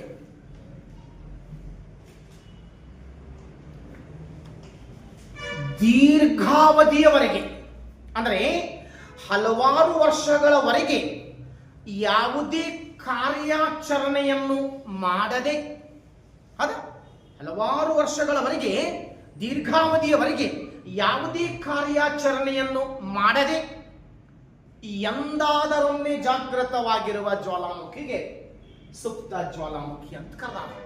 ಇದು ಆವಾಗ ಜಾಗೃತವಾಗಿರ್ತಾವ, ರೆಗ್ಯುಲರ್ಲಿ ಅಲ್ಲ. ಸಮ್ ಟೈಮ್ಸ್ ಆಕ್ಟಿವ್ ಆಗ್ತಾವ, ಲಾಂಗ್ ಟೈಮ್ ಸೈಲೆಂಟ್ ಆಗ್ತಾವ. ಓಕೆ, ಲಾಂಗ್ ಟೈಮ್ ಸೈಲೆಂಟ್ ಆಗ್ತಾವ. ಅವಾಗ ಇದಕ್ಕೆ ನಿದ್ರಿತ ಶಬ್ದ ಹೆಂಗ್ ಕೊಟ್ಟ ನೋಡಿ. ಸುಮಾರು ವರ್ಷಗಳವರೆಗೆ ಸೈಲೆಂಟ್ ಆಗಿರ್ತದೆ, ಜ್ವಾಲಾಮುಖಿ ಆಗಂಗಿಲ್ಲ, ಸುಮ್ಮನಿರ್ತದೆ. ಹಂಗಾಗಿ ಅದಕ್ಕೆ ಆ ಶಬ್ದ ಯೂಸ್ ಮಾಡ್ಯಾರ, ನಿದ್ರಿತ ಜ್ವಾಲಾಮುಖಿ. ಸುಮಾರು ವರ್ಷಗಳ ನಂತರ ಅದ ಜ್ವಾಲಾಮುಖಿ ಮತ್ತೆ ಸ್ಫೋಟಗೊಳ್ತದೆ. ಇವತ್ತು ಜ್ವಾಲಾಮುಖಿ ಆತ, ಹಲವಾರು ವರ್ಷಗಳವರೆಗೆ ಜ್ವಾಲಾಮುಖಿ ಆಗಂಗಿಲ್ಲ, ಹಲವಾರು ವರ್ಷಗಳ ನಂತರ ಜ್ವಾಲಾಮುಖಿ ಆಗ್ತದೆ. ಅದಕ್ಕೆ ಸುಪ್ತ ಜ್ವಾಲಾಮುಖಿ. ಇಲ್ಲಿ ಪ್ರಪಂಚದಾಗ ಎಲ್ಲೆಲ್ಲೇ ಜಾಗೃತ ಜ್ವಾಲಾಮುಖಿಗಳು ಅದಾವ, ಪ್ರಪಂಚದಾಗ ಎಲ್ಲೆಲ್ಲಿ ಜಾಗೃತ ಜ್ವಾಲಾಮುಖಿಗಳು ಕಂಡು ಬರ್ತಾವ ಅಲ್ಲಿ ಸುಪ್ತ ಜ್ವಾಲಾಮುಖಿಗಳು ಅದಾವ. ಆದರೆ ನಮ್ಮ ಭಾರತ ದೇಶದ ಏಕೈಕ ಸುಪ್ತ ಜ್ವಾಲಾಮುಖಿ ನೋಡಿ. ಇನ್ನೊಂದು ಹೇಳ್ತೀನಿ, ಇನ್ನೊಂದು ಪಾಯಿಂಟ್. ನಾನೇನು ಮುಂಚೆ ಹೇಳಿದ್ನಲ್ಲ ಜಾಗೃತ. ಈ ಭಾರತದ ಜ್ವಾಲಾಮುಖಿಗೆ ಜಾಗೃತ ಜ್ವಾಲಾಮುಖಿನೂ ಕರೆದಾರ. ಇದಕ್ಕೆ ಜಾಗೃತ ಜ್ವಾಲಾಮುಖಿನೂ ಅಂತಾರೆ, ಸುಪ್ತ ಜ್ವಾಲಾಮುಖಿನೂ ಅಂತಾರೆ. ಅದು ಯಾವುದಪ್ಪ ಅಂತಂದ್ರೆ ಬ್ಯಾರೇನ ದ್ವೀಪ, ಅಂಡಮಾನ್ ನಿಕೋಬಾರಿನ ಬ್ಯಾರೇನ ದ್ವೀಪದೊಳಗೆ ಕಂಡು ಬರ್ತದೆ. ಅಂಡಮಾನ್ ನಿಕೋಬಾರಿನ ಬ್ಯಾರೇನ ದ್ವೀಪದೊಳಗೆ ಕಂಡು ಬರ್ತದೆ. 1885 ಆಗಿತ್ತು ನೋಡ್ರಿ. ಇದು 1885 ಆಗಿತ್ತ, 1995 ಆಗಿತ್ತ, 2006 ಆಗಿತ್ತು ನೋಡ್ರಿ. ಇದು ಹೌದಾ? 1889, 1995, 110 ವರ್ಷ ಗ್ಯಾಪ್ ಕೊಟ್ಟಿತ್ತಿಲ್ಲ. 110 ವರ್ಷ ಗ್ಯಾಪ್ ಕೊಟ್ಟಿತ್ತು. ನಿದ್ರಿತ ಜ್ವಾಲಾಮುಖಿ ಸೈಲೆಂಟ್ ಆಗಿತ್ತ, ಈಗ ಮತ್ತೆ ಆಕ್ಟಿವ್ ಆಗಿರ್ತದೆ. 2006ಕ್ಕೆ ಅದು ಜಾಗೃತವಾದಾಗ, ಅದು ಸ್ಫೋಟಗೊಂಡಾಗ ಅಲ್ಲಿ ಕೆಲವೊಂದು ಈ ಕಾಲೇಜ್ ಸ್ಟೂಡೆಂಟ್ಸ್ ಒಂದು 6 ಜನ ಅಲ್ಲೇ ಹೊಂಟಿದ್ರಂತ. ಆ ಕಾಲೇಜ್ ಸ್ಟೂಡೆಂಟ್ಸ್ ಮೇಲೆ ಅದರ ಮ್ಯಾಗ್ಮಾ ಬಿದ್ದ ಜೀವ ಕಳ್ಕೊಂಡ. ಇದು 2006. ಯಾಕೆ ಯಾವಾಗ ಜಾಗೃತವಾಗ್ತಿದೆ ಹೇಳಕ್ ಬರಂಗಿಲ್ಲ, ಡಿಪೆಂಡ್ಸ್ ಅಪಾನ್ ಒಳಗಿಂದ ಉಷ್ಣಾಂಶ ಮತ್ತು ಒತ್ತಡ. 110 ವರ್ಷ ಸೈಲೆಂಟ್ ಆಗಿತ್ತು, 2006ಕ್ಕೆ ಇದು ಜೀವಂತವಾಗಿತ್ತು. ಭಾರತದ ಪ್ರಶ್ನೆ ಕೇಳೋಣ. ಭಾರತದ ಏಕೈಕ ಜೀವಂತ ಜ್ವಾಲಾಮುಖಿ, ಜಾಗೃತ ಜ್ವಾಲಾಮುಖಿ ಯಾಕೆ ನೋಡಿ. ಇಲ್ಲಿ 11 ವರ್ಷಕ್ಕಾತ, ಇಲ್ಲಿ 11 ವರ್ಷಕ್ಕಾತ. ಹಂಗಾಗಿ ನನ್ನ ಜಾಗೃತ ಅಂತಾರೆ. ಆದ್ರೆ ಹಿಂದೆ ಸುಮಾರು ಎಕ್ಸಾಮ್ದಾಗ ಕ್ವಶನ್ ಕೇಳೋಣ. ಭಾರತದ ಏಕೈಕ ನಿದ್ರಿತ ಜ್ವಾಲಾಮುಖಿ ಸುಪ್ತ ಜ್ವಾಲಾಮುಖಿ ಯಾವುದು? ಬ್ಯಾರೇನ್. ಅದು ಬ್ಯಾರೇನ್ ದ್ವೀಪದೊಳಗೆ ಕಂಡು ಬರ್ತದೆ. ಬ್ಯಾರೇನ್ ದ್ವೀಪದೊಳಗೆ ಆ ಜ್ವಾಲಾಮುಖಿ ಕಂಡು ಬರ್ತದೆ. ಬ್ಯಾರೇನ್ ಐಲ್ಯಾಂಡ್ ವೋಲ್ಕ್ಯಾನೋ. ಬ್ಯಾರೇನ್ ಐಲ್ಯಾಂಡ್.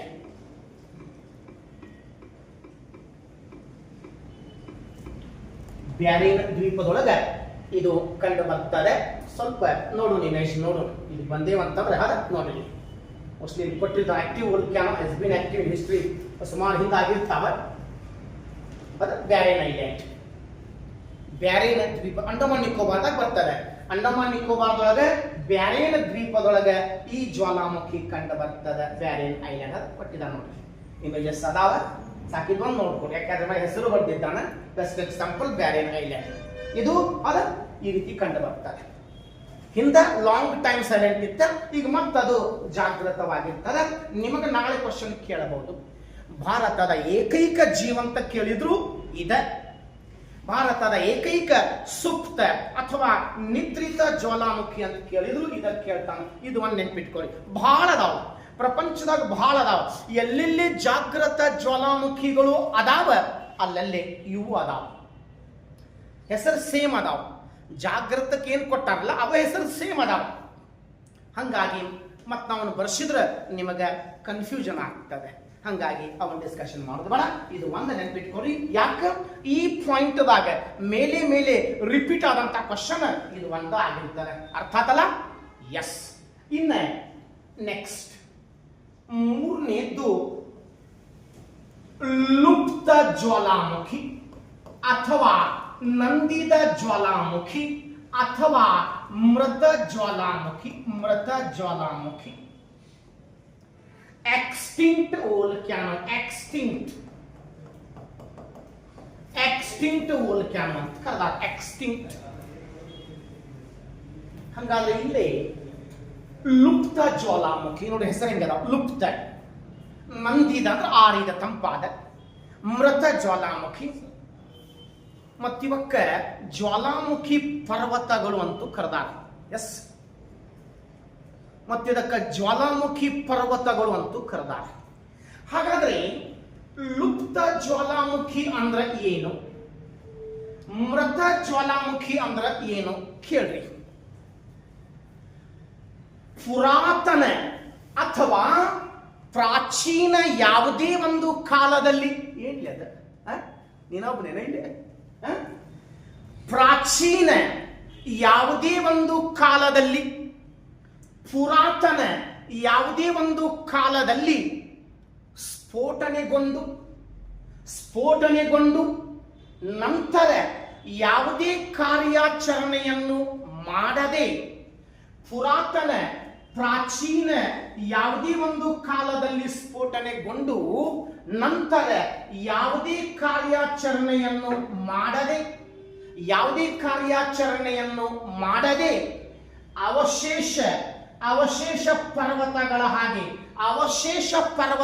ಹಾಗೆ ನಿಂತಿರುವ ಭೂಸ್ವರೂಪಗಳಿಗೆ ಅಥವಾ ಅವಶೇಷ ಪರ್ವತಗಳಿಗೆ ನಾವಿಲ್ಲಿ ಲುಪ್ತ ಜ್ವಾಲಾಮುಖಿ, ನಂದಿದ ಜ್ವಾಲಾಮುಖಿ, ಮೃತ ಜ್ವಾಲಾಮುಖಿ ಅಂತ ಕರೆದ. ನೆನಪಿಟ್ಕೊಳ್ಳಿ. ಓಕೆ. ಎಸ್. ಲುಪ್ತ, ನಂದಿದ, ಆರಿದ, ಮೃತ ಜ್ವಾಲಾಮುಖಿ. ಹೆಸರು ಭಾಳ. ಬಟ್ ಎಕ್ಸಾಮ್ದಾಗ ನಾ ಎಲ್ಲ ಯಾಕೆ ಹೆಸರು ಕೊಡಾಕತ್ತೀನಪ್ಪ ಅಂದ್ರೆ ಬೇರೆ ಎಕ್ಸಾಮ್ದಾಗ ಬೇರೆ ನೇಮ್ ಯೂಸ್ ಮಾಡ್ಯಾನ. ಬೇರೆ ಸಿಟಿ ಒಳಗೆ ಬೇರೆ ಶಬ್ದ ಯೂಸ್ ಮಾಡ್ಯಾನ. ಹಂಗಾಗಿ ಬೇರೆ ಶಬ್ದಗಳು ಮಿಕ್ಸ್ ಮಾಡಿ ಕೊಡ್ತಾ ಇದ್ದೀನಿ ನಾನು ನಿಮಗೆ. ಆದ್ರೆ ಇಂಗ್ಲಿಷ್ ವರ್ಡ್ ಒಂದೇ ಇರ್ತದೆ. ಅದನ್ನು ಪರ್ಫೆಕ್ಟ್ಲಿ ನೆನಪಿಟ್ಕೊಡ್ರಿ. ನಿಮಗೆ ಕನ್ನಡ ಕನ್ಫ್ಯೂಷನ್ ಆದ್ರೂ ಇಂಗ್ಲಿಷ್ ವರ್ಡ್ ನಿಮಗೆ ಅರ್ಥ ಮಾಡಿಕೊಡ್ತದೆ. ಬರ್ಕೊಂಡ್ರಿ ನೀವು. ಇದರ ಅರ್ಥ ಏನಪ್ಪ? ಈಗ ಯಾವಾಗಲೂ 50,000 ವರ್ಷಗಳ ಹಿಂದೆ, 1,00,000 ವರ್ಷಗಳ ಹಿಂದೆ ಯಾವಾಗಲೂ ಒಮ್ಮೆ ಜ್ವಾಲಾಮುಖಿ ಆಗಿರ್ತದೆ. ಆ ಜ್ವಾಲಾಮುಖಿ ಆದ ಮೇಲೆ ಅದರಾಗಿಂದ ಏನು ಮ್ಯಾಗ್ಮಾ ಹೊರಗೆ ಬರ್ತದೆ, ಲಾವಾರಸ ಏನು ಹೊರಗೆ ಬರ್ತದೆ, ಅದು ಹೊರಗೆ ಬಂದ ಮೇಲೆ ಇಲ್ಲಿನ ವಾತಾವರಣ ತಂಪಿತ್ತಂದ್ರೆ ಅಲ್ಲಿನ ವಾತಾವರಣದ ಸಂಪರ್ಕದಿಂದ ಅದು ತಕ್ಷಣ ತಂಪಾಗಿ ಗಟ್ಟಿಯಾಗಿ ನಿಂತು ಬಿಡುತ್ತದೆ. ಪರ್ವತಗಳ ಹಾಗೆ, ಶಿಲೆಗಳ ಹಾಗೆ ನಿಂತು ಬಿಡುತ್ತದೆ. ಅದರ ಬಾಯಿ ಪರ್ಮನೆಂಟ್ಲಿ ಮುಚ್ಚಿಬಿಡುತ್ತದೆ. ಮುಂದೆ ಜ್ವಾಲಾಮುಖಿ ಆಗ್ಲಿಕ್ಕೆ ಆಸ್ಪದ ಮಾಡಿಕೊಡಂಗಿಲ್ಲ, ಅಲಾವ್ ಮಾಡಂಗಿಲ್ಲ. ಯಾಕೆ ಬಾಯಿನ ಮುಚ್ಚಿಬಿಟ್ಟಿರ್ತದೆ. ಮುಂದೆ ಒಳಗೆ ಎಷ್ಟೋ ಪ್ರೆಷರ್ ಇದ್ರು, ಒತ್ತಡ ಇದ್ರು ಜ್ವಾಲಾಮುಖಿ ಆಗಂಗಿಲ್ಲ. ಬದಲಾಗಿ ಅದು ಎತ್ತರವಾಗ್ತದೆ, ಅದು ಬೆಳಕೊಂತು ಹೋಗ್ತದೆ. ಜ್ವಾಲಾಮುಖಿ ಪರ್ವತಗಳು ಸ್ಥಿರವಾಗಿರಂಗಿಲ್ಲ, ಯಾವಾಗಲೂ ತಮ್ಮ ಗಾತ್ರವನ್ನು ಬೆಳೆಸ್ತಾವೆ. ಹಾಗಾದ್ರೆ ಕರ್ನಾಟಕದಾಗ ಲುಪ್ತ ಜ್ವಾಲಾಮುಖಿ ಐತಿ ನೋಡ್ರಿ. ಎಲ್ಲೈತಿ?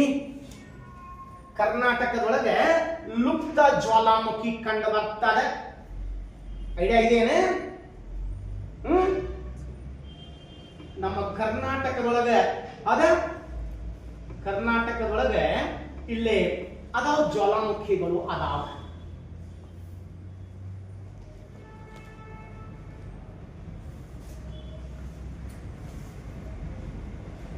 ಯಾನ ರಾಕ್ಸ್ ಉತ್ತರ ಕನ್ನಡ ಜಿಲ್ಲೆ ಒಳಗೆ.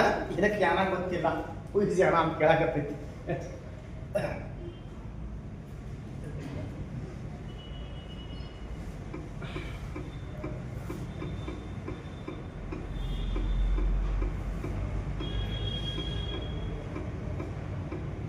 ಫಸ್ಟ್ ಟೈಮ್ ಕೇಳಿತ್ತು ನೋಡಿ, ಕರ್ನಾಟಕ ಹುಯ್ಸ್ ಯಾನ ರಾಕ್ಸ್, ಯಾನ ರಾಕ್ಸ್. ಇಮೇಜ್ ಬಂದಿಲ್ಲ. ಆ ಯಾನದೊಳಗೆ ಒಂದು 2 ಶಿಲೆ ಅದಾವ ನೋಡ್ರಿ. ಬೇಕಲ್ಲ ನೀವು, ಟೂರಿಸ್ಟ್ ಪ್ಲೇಸ್ ಅದು ಯಾನ. ಉತ್ತರ ಕನ್ನಡ ಜಿಲ್ಲೆ ಒಳಗೆ ಯಾನ ಒಂದು ಟೂರಿಸ್ಟ್ ಪ್ಲೇಸ್. ಅಲ್ಲಿ ಬೇರೆ ಬೇರೆ ಕಡೆ 2 ಶಿಖರಗಳು ಅದಾವ, 2 ಎತ್ತರವಾದಂತಹ ಶಿಖರಗಳು ಅದಾವ್ರಿ. ಭಾಳ ಫೇಮಸ್ ಇದೆ ಅದು.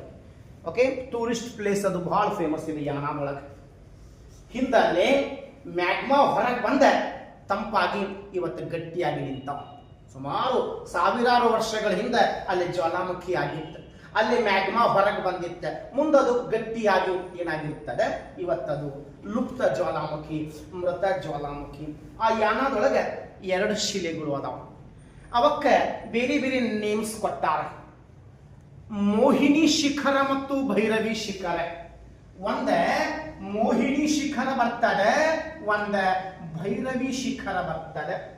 Mohini rocks and Bhairavi rocks ಅಂತ ಕರಿಬಹುದು. ಓಕೆ, ಇಲ್ಲಿ ಅಷ್ಟು ಇನ್ಫಾರ್ಮೇಶನ್ ಇದ್ರ ಕೊಟ್ಟಿಲ್ಲ, ಯಾಕಂತ ಇವಾಗ ಸೆಟ್ ಮಾಡಿ ಕಾಣಿಸ್ತದೆ. ಮೋಹಿನಿ ಶಿಖರ ಮತ್ತು ಭೈರವಿ ಶಿಖರ ಏನದಾವಲ್ಲ, ಇವು 2 ಅದಾವ. ನಮ್ಮ ಕರ್ನಾಟಕದಾಗ ಅದಾವ. ಲುಪ್ತ ಜ್ವಾಲಾಮುಖಿ ಉತ್ತರ ಕನ್ನಡ ಜಿಲ್ಲೆ ಒಳಗೆ ಅದಾವ 2. ನಿಮ್ಮ ಕರ್ನಾಟಕದ ಭೂಗೋಳದ ಕ್ವಶನ್ಸ್ ಬರ್ತಾವ. ಬೇರೆ ಬೇರೆ ರಾಜ್ಯಗಳಲ್ಲಿನ ಶಿಖರಗಳು, ಮೋಹಿನಿ ಮತ್ತು ಭೈರವಿ ಶಿಖರಗಳು ಉತ್ತರ ಕನ್ನಡ ಜಿಲ್ಲೆಯ ಯಾನದೊಳಗೆ ಕಂಡು ಬರ್ತಾವ. ಇದು ನಿಮಗೆ ಗೊತ್ತಿರಲಿ. ಇವನ್ನು ಬಿಟ್ಟರೆ ನಮ್ಮ ದೇಶದಾಗ ಇನ್ನೂ ಲುಪ್ತ ಜ್ವಾಲಾಮುಖಿಗಳು ಅದಾವ. ಹಂಗಾದ್ರೆ ಎಲ್ಲೆಲ್ಲಿ ಅದಾವ? ರಾಜಸ್ಥಾನದ ಅರಾವಳಿ ಬೆಟ್ಟಗಳು, ರಾಜಸ್ಥಾನದ ಅರಾವಳಿ ಬೆಟ್ಟಗಳು, ಗುಜರಾತಿನ ಗಿರ್ನಾರ್ ಬೆಟ್ಟಗಳು, ರಾಜಸ್ಥಾನದ ಅರಾವಳಿ ಬೆಟ್ಟಗಳು, ಗುಜರಾತಿನ ಗಿರ್ನಾರ್ ಬೆಟ್ಟಗಳು, ಅಂಡಮಾನ್ ನಿಕೋಬಾರ್ದಾಗ ಒಂದು ಬರ್ತದೆ ನಾರ್ಕೊಂಡಂ ಐಲ್ಯಾಂಡ್, ಉತ್ತರ ಅಂಡಮಾನ್ದಾಗ ಬರ್ತದೆ ನಾರ್ಕೊಂಡಂ ದ್ವೀಪ. ಹೌದಾ? ಇವು ನಮ್ಮ ದೇಶದಾಗ ಅದಾವ, ಇವು ನಮ್ಮ ದೇಶದೊಳಗೆ ಅದಾವ. ನಿಮಗೆ ಗೊತ್ತಾಗುತ್ತೆ, ಇವು ನೆನ್ಪಿಟ್ಕೊಡ್ರಿ. ಯಾಕೆ ಬಹಳ ಹಿಂದಿನ ಕಾಲದಾಗ ಜ್ವಾಲಾಮುಖಿಗಳು ಆಗಿರ್ತಾವ. ಈಗ ನಾವು ಇವಕ್ಕೇನಾಗಬಹುದಪ್ಪ, ಈ ಅರಾವಳಿ ಬೆಟ್ಟಗಳು, ಗಿರ್ನಾರ್ ಬೆಟ್ಟಗಳು ಅವಶೇಷ ಬೆಟ್ಟಗಳು ಅಂದ್ರೆ ಗಾಳಿಯಿಂದ, ಮಳೆಯಿಂದ, ಉಷ್ಣಾಂಶದಿಂದ, ಗಾಳಿಯ ಕಾರ್ಯ, ಮಳೆಯ ಕಾರ್ಯ, ಉಷ್ಣಾಂಶದಿಂದ ಏನಾಗ್ತವೆ, ಸವೆದು ಇವತ್ತ ಅವಶೇಷಗಳು ಮಾತ್ರ ಕಂಡು ಬರ್ತಾವ. ಹಂಗಾಗಿ ಇವಕ್ಕೆ ಅವಶೇಷ ಪರ್ವತಗಳು ಅಂತ ಕರೆದಾರ. ಈಗ ರೀಸೆಂಟ್ಲಿ ನ್ಯೂಸ್ನಾಗ ಐತಿ ನೋಡ್ರಿ, ಅರಾವಳಿ ಬೆಟ್ಟಗಳನ್ನು, ಓಕೆ, ಕೆಲವೊಂದು ಅಲ್ಲಿ 100 ಮೀಟರ್ಗಿಂತಲೂ ಕಡಿಮೆ ಇರುವಂತಹ ಬೆಟ್ಟಗಳನ್ನು ಅದನ್ನ ಗಣಿಗಾರಿಕೆಗೆ ಮಾಡಬೇಕಂತ ಇವತ್ತ ಕೇಂದ್ರ ಸರ್ಕಾರ ಇದರ ಬಗ್ಗೆ ವಿಚಾರ ಮಾಡ್ತಾ ಇತ್ತು. ಮತ್ತು ಅದನ್ನು ಸುಪ್ರೀಂ ಕೋರ್ಟ್ ಏನು ಮಾಡಿರ್ತಾರೆ, ತಡೆ ಹಿಡಿದಿರ್ತದೆ. ಯಾಕಂತಂದ್ರೆ ನೈಸರ್ಗಿಕ ಸಂಪನ್ಮೂಲ, ಇದು ಒಂದು ನೈಸರ್ಗಿಕ ಸಂಪನ್ಮೂಲ. ಖನಿಜಗಳು ಬಹಳ ಅದಾವ. ಎಲ್ಲ ಹಾಕೊಂತ ಹೋದ್ರೆ, ಎಲ್ಲ ಗಣಿಗಾರಿಕೆ ಮಾಡ್ಕೊಂತ ಹೋದ್ರೆ ಮುಂದೆ ತೊಂದರೆ ಆಗ್ತಾವ, ಪರಿಸರಕ್ಕೆ ಬಹಳ ಹಾನಿ ಆಗ್ತಾವ. ಈ ಜನ ಬಟ್ ಏನ್ ಸಿಗ್ತದ ಅದನ್ನ ತಕ್ಕೊಳ್ಳೋದು ವಿಚಾರ ಮಾಡ್ತಾರೆ. ನ್ಯಾಚುರಲಿ ಫಾರ್ಮೇಶನ್ ಆಗ್ಯಾವ, ಎಷ್ಟೋ ವರ್ಷಗಳಿಂದ ಅದಾವ. ಒಳಗಿದೆ ಬಿಡ್ರಿ ಖನಿಜಗಳು ಅದಾವ. ಇನ್ನು ಖನಿಜಗಳು ನೋಡಕ್ ಹೋದ್ರೆ ಮುಂದೆ ಪರಿಸರ ನಾಶವಾಗ್ತದೆ, ಮುಂದೆ ಬಹಳ ತೊಂದರೆ ಆಗ್ತದೆ. ಡೆಲ್ಲಿಯಲ್ಲಿರುವಂತ ಆ ಜನರಿಗೆ ಹೌದಾ ಕೆಲವೊಂದು ರೀತಿಯಿಂದ ಇದು ಗಾಳಿಗಳನ್ನು ತಡೀತದೆ. ಆ ರಾಜಸ್ಥಾನದಾಗ ಮರಳಿದೆ, ಮರುಭೂಮಿ, ಅಲ್ಲಿಂದ ಹಾರಿ ಹೋಗುವಂತ ಮರಳ ತಡೀತದೆ. ಆ ಡೆಲ್ಲಿ ಕಡೆ ಆ ಕಡೆ ಹೋಗುವಂತ ಮರಳು ತಡೀತದೆ. ಒಟ್ಟು ಪೂರ್ತಿ ಇದನ್ನು ನಾಶ ಮಾಡಿದ್ರೆ ಹೌದಾ ಅಲ್ಲಿ ಮಳೆಯ ಪ್ರಮಾಣ ಹೆಚ್ಚಾಗ್ತದೆ. ಅನುಕೂಲತೆಗಳು ನೋಡಕ್ ಹೋದ್ರೆ ಅನಾನುಕೂಲತೆಗಳು ಬಹಳ ಆಗ್ತಾವ, ತೊಂದರೆಗಳು ಬಹಳ ಆಗ್ತಾವ, ಓಕೆ, ಎಫೆಕ್ಟ್ಸ್ ಬಹಳ ಆಗ್ತದೆ. ಓಕೆ ರೈಟ್, ಇವೇನದಾವಲ್ಲ ನಮ್ಮ ದೇಶದೊಳಗ. ಇನ್ನ ಪ್ರಪಂಚದಾಗೂ ಜ್ವಾಲಾಮುಖಿ ಪರ್ವತಗಳು ಅದಾವ. ಹಾಗಾದ್ರೆ ಪ್ರಪಂಚದ ಪ್ರಮುಖ ನಂದಿದ ಜ್ವಾಲಾಮುಖಿಗಳು ಅಥವಾ ಏನ್ ಮಾಡ್ಕೊರಿ, ಪ್ರಪಂಚದ ಜ್ವಾಲಾಮುಖಿ ಪರ್ವತಗಳು, ಪ್ರಪಂಚದ ಜ್ವಾಲಾಮುಖಿ ಪರ್ವತಗಳು ಹೆಡ್ಡಿಂಗ್ ಹಾಕೊಡ್ರಿ. ಪ್ರಪಂಚದ ಜ್ವಾಲಾಮುಖಿ ಪರ್ವತಗಳು. ಇದ್ರಾಗಿನೂ ಕ್ವಶನ್ಸ್ ಬಂದಾವ. ಒಂದ ಎಲ್ಲೆಲ್ಲಿ ಅದಾವಪ್ಪ, ಅಮೇರಿಕಾ, ಅದ ಅಮೇರಿಕಾದೊಳಗೆ ಒಂದು ಕಂಡು ಬರ್ತದೆ. ಅಮೇರಿಕಾದ ಮೌಂಟ್ ರೇನಿಯನ್, ಅಮೇರಿಕಾದ ಮೌಂಟ್ ರೇನಿಯನ್. ಜಪಾನ್ ದೇಶದ ಮೌಂಟ್ ಫಿಜಿಯಾಮ ಅಂತಾರೆ, ಫಿಜಿಯಾಮ ಅಥವಾ ಫಿಜಿ. ಇದನ್ನ KS ಎಕ್ಸಾಮ್ನಾಗ 2 ಕ್ವಶನ್ ಕೇಳ್ಯಾನ. ಒಂದ್ಸಲ ಹೊಂದಿಸಿ ಬರೆಯಿರಿ, ದೇಶಗಳು ಪರ್ವತಗಳು ಹೊಂದಿಸಿ ಬರೆಯಿರಿ. ಒಂದು ಸಲ ಜಪಾನಿನ ಎತ್ತರವಾದಂತ ಪರ್ವತ ಯಾವುದು, ಜ್ವಾಲಾಮುಖಿ ಪರ್ವತ, ಓಕೆ, ಮೌಂಟ್ ಫಿಜಿ. ಬರ್ಮಾ ಅಥವಾ ಮ್ಯಾನ್ಮಾರು ಅಂತಾರೆ, ಬರ್ಮಾನು ಅಂತಾರೆ. Mount Popa Russia. Mount Elbrus.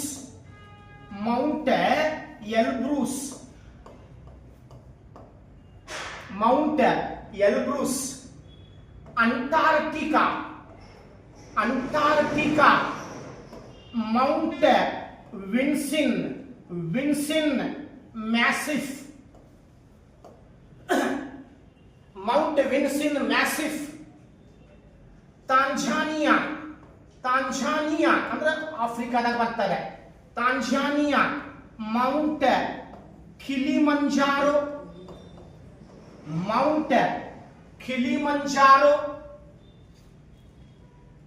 Argentina ಮತ್ತು ಚಿಲಿ ಅವುಗಳ ಮಧ್ಯದಾಗ ಬರ್ತದೆ. ಮೌಂಟ್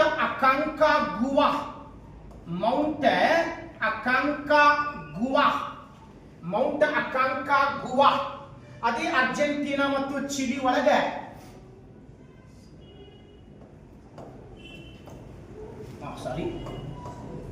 ಓಜೋಸ್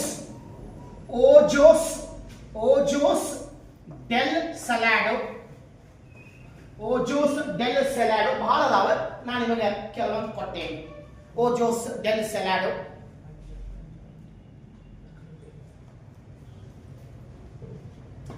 ಅಮೆರಿಕಾದ ಮೌಂಟ್ ರೇನಿಯನ್, ಜಪಾನ್ ದೇಶದ Mount Fuji, Myanmar Mount Popa, Russia ಯುರೋಪದಾಗ ಬರ್ತದೆ Mount Elbrus, Antarctica Vinson Massif, Tanzania Kilimanjaro, Argentina Mount Aconcagua, okay, ಅಲ್ಲಿ ಮತ್ತೆ ಓಜೋಸ್ ಡೆಲ್ ಸಲಾಡೋ. ಇವು ಮೇಜರ್ ಅದಾವ, ಬಹಳ ಅದಾವ. ಸಣ್ಣ ದ್ವೀಪಗಳು ಬಹಳ ಅದಾವ. ಓಕೆ, ಮೌಂಟ್ ಟಾಲ್ ಫಿಲಿಪೈನ್ಸ್ ಅದ ಸುಮಾರು ಜ್ವಾಲಾಮುಖಿಗಳು ಪರ್ವತಗಳು ಅದಾವ. ಬಟ್ ನಾನು ನಿಮಗೆ ಮೇಜರ್ ಕೊಟ್ಟೇನೆ. ಎಕ್ಸಾಮ್ದಾಗ ಇದ್ರಾಗ ಕೇಳ್ಯಾನ. ಫಿಜಿ ಕೇಳ್ಯಾನ, ಪೋಪಾ ಕೇಳ್ಯಾನ, ಅದ ವಿನ್ಸಿನ್ ಮ್ಯಾಸಿವ್ ಕೇಳ್ಯಾನ, ಕಿಲಿಮಂಜಾರೋ ಕೇಳ್ಯಾನ, ಅಕಾಂಕಾಗುವಾ ಕೇಳ್ಯಾನ. ಓಜೋಸ್ ಡೆಲ್ ಸಲಾಡೋ, ಅರ್ಜೆಂಟೀನಾ ಮತ್ತು ಚಿಲಿ. ಅರ್ಜೆಂಟೀನಾ ಮತ್ತು ಚಿಲಿ ನೀವ ಬೋರ್ಡ್ ನೋಡಿ ಬರಿಬಾರ್ದು, ಕೇಳ್ಕೊಂತ ಬರಿಬೇಕು. ನೋಡ್ಕೊಂತ ಬರೆದ್ರೆ ಪ್ರೈಮರಿ ಮಕ್ಕಳು ಆಗ್ತೀರಿ, ಅದ ಕೇಳ್ಕೊಂತ ಬರೆದ್ರೆ ನಾಳೆ ಆಫೀಸರ್ ಆಗ್ತೀರಿ. ಯಾಕೆ ನನ್ನ ರೈಟಿಂಗ್ ಗೊತ್ತಾಗೋದಿಲ್ಲ ನಿಮಗೆ, ನಾನು ಹಂಗ ಬರೀತೇನೆ, ಅದನ್ನ ಚೇಂಜ್ ಮಾಡಂಗಿಲ್ಲ ನಾನು. ಅದ ಎಸ್, ಹಾ ಇಲ್ಲಿ ಕೇಳ್ರಿ.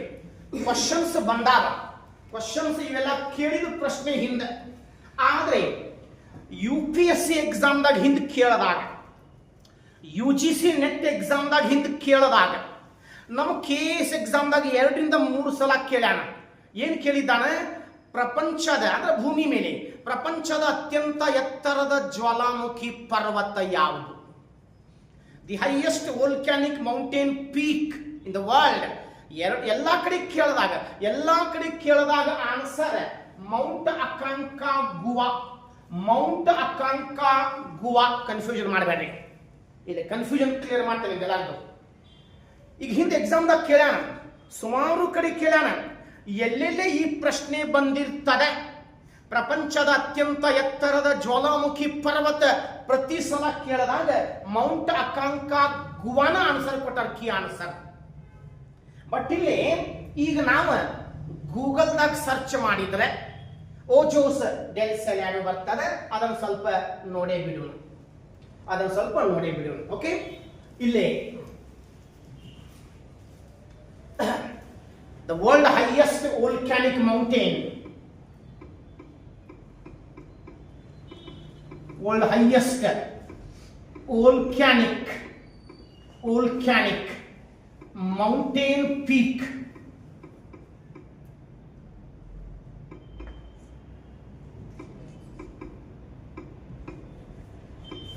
world highest volcanic mountain peak ಅದ ಓಜೋಸ್.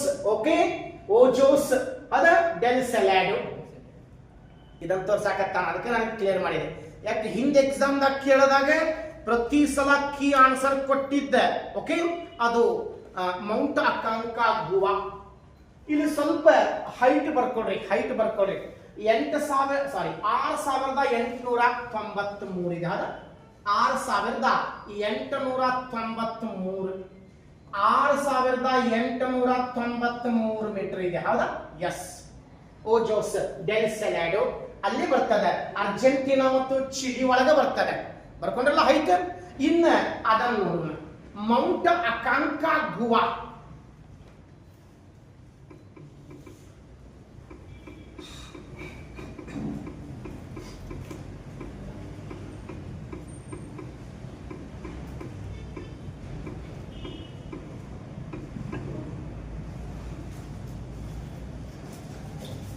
$6,968 ಅದ ನೋಡಿ, ಬರ್ಕೊಂಡ್ರಲ್ಲ ಎರಡು.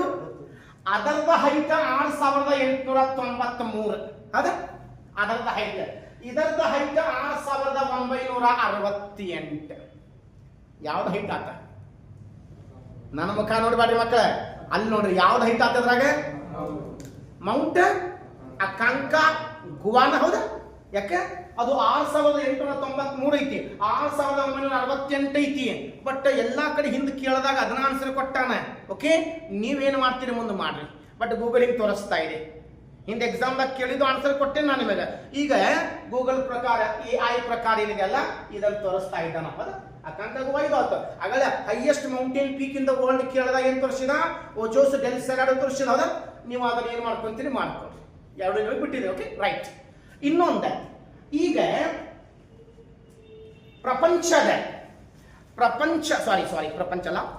ವಿಶ್ವದ ಬ್ರಹ್ಮಾಂಡದ ಅತ್ಯಂತ ಸೌರಮಂಡಲ ಮಾಡ್ಕೊಳ್ಳಿ. ಸೌರಮಂಡಲದ ಅತ್ಯಂತ ಎತ್ತರವಾದಂತಹ ಜ್ವಾಲಾಮುಖಿ ಪರ್ವತ. ಸೌರಮಂಡಲದ ಅತ್ಯಂತ ಎತ್ತರವಾದಂತಹ ಜ್ವಾಲಾಮುಖಿ ಪರ್ವತ ಒಲಂಪಸ್ ಮೋನ್. ಓಲಂಪಸ್ ಮೋನ್. ಓಲಂಪಸ್ ಮೋನ್. ಇದು 26,000 ಅಡಿಗಳಷ್ಟು ಎತ್ತರವಾಗಿರ್ತದೆ. 26,000 ಅಡಿಗಳಷ್ಟು ಎತ್ತರವಾಗಿರ್ತದೆ. ಅಂದರೆ ಮೌಂಟ್ ಎವರೆಸ್ಟ್ ಶಿಖರಕ್ಕಿಂತಲೂ 3 ಪಟ್ಟು ಎತ್ತರವಾಗಿದೆ. ಮೌಂಟ್ ಎವರೆಸ್ಟ್ 8,848.86 ಮೀಟರ್ ಇದೆ. ಅದಕ್ಕಿಂತಲೂ 3 ಪಟ್ಟು ಎತ್ತರವಾಗಿರ್ತದೆ. ಎಲ್ಲಿ ಬರ್ತದಪ್ಪ? ಮಂಗಳ ಗ್ರಹ. ಇದು ಮಂಗಳ ಗ್ರಹದ ಮೇಲೆ ಕಂಡು ಬರ್ತದೆ. ಗೊತ್ತಿರಲಿ, ಜಗತ್ತಿನ ಅಥವಾ ಸೌರಮಂಡಲದ ಅತ್ಯಂತ ಎತ್ತರವಾದಂತಹ ಜ್ವಾಲಾಮುಖಿ ಪರ್ವತ ಒಲಂಪಸ್ ಮೋನ್ ಅಥವಾ ನಿಕ್ಸ್ ಒಲಿಂಪಿಯಾ. ಮತ್ತೆ ಎಸ್, ಇನ್ನೊಂದು ಭೂಮಿ ಮೇಲಿಂದ ಪ್ರಪಂಚದ ಅತಿ ಉದ್ದವಾದ ಜ್ವಾಲಾಮುಖಿ ಪರ್ವತ ಶ್ರೇಣಿ. ಪ್ರಪಂಚದ ಎತ್ತರ ಅಲ್ಲ, ಪ್ರಪಂಚದ ಅತಿ ಉದ್ದವಾದ ಜ್ವಾಲಾಮುಖಿ ಪರ್ವತ ಶ್ರೇಣಿ ಮಧ್ಯ ಅಟ್ಲಾಂಟಿಕ್ ಗಿರಿ ಶ್ರೇಣಿ. ಮಧ್ಯ ಅಟ್ಲಾಂಟಿಕ್ ಗಿರಿ ಶ್ರೇಣಿ, ಮಧ್ಯ ಅಟ್ಲಾಂಟಿಕ್ ಗಿರಿ ಶ್ರೇಣಿ. ಅದಕ್ಕೆ ಮಿಡ್ ಅಟ್ಲಾಂಟಿಕ್ ರಿಜ್ ಅಂತ ಕರೆದಾರ. ಮಧ್ಯ ಅಟ್ಲಾಂಟಿಕ್ ಗಿರಿ ಶ್ರೇಣಿ ಇದು ಬಹಳ ಇಂಪಾರ್ಟೆಂಟ್ ಇದೆ. ನಾನು ನಿಮಗೆ ಇದನ್ನ ತೋರಿಸ್ತೇನೆ.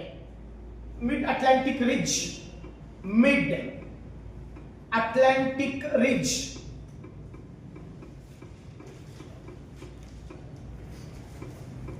ಬಹಳ ಫೇಮಸ್ ರೀ ಇದು. Mid Atlantic ridge. ಈಗ ಭೂಮಿಯ ಮೇಲಿನ ಅತ್ಯಂತ ಎತ್ತರವಾದಂತಹ ಪರ್ವತ ಶ್ರೇಣಿ ಆಂಡೀಸ್. ಆಂಡೀಸ್ 7,000 ಕಿಲೋಮೀಟರ್ ಉದ್ದಿದೆ ಭೂಮಿಯ ಮೇಲಿನ. ಬಟ್ ಇಲ್ಲೇ ಇದು ನೀರಾಗೈತಿ. ಮಧ್ಯ ಅಟ್ಲಾಂಟಿಕ್ ಗಿರಿ ಶ್ರೇಣಿ ಇದು ನೀರಾಗೈತಿ. ಮಿಡ್ ಅಟ್ಲಾಂಟಿಕ್ ರಿಜ್ ಕಡಿಮೆ ಕೊಟ್ಟಾನ, ಇದೊಂದು ನೋಡ್ಕೊಡ್ರಿ, ಇರ್ಲಿ ಪರವಾಗಿಲ್ಲ. ಇದು Atlantic Sagara.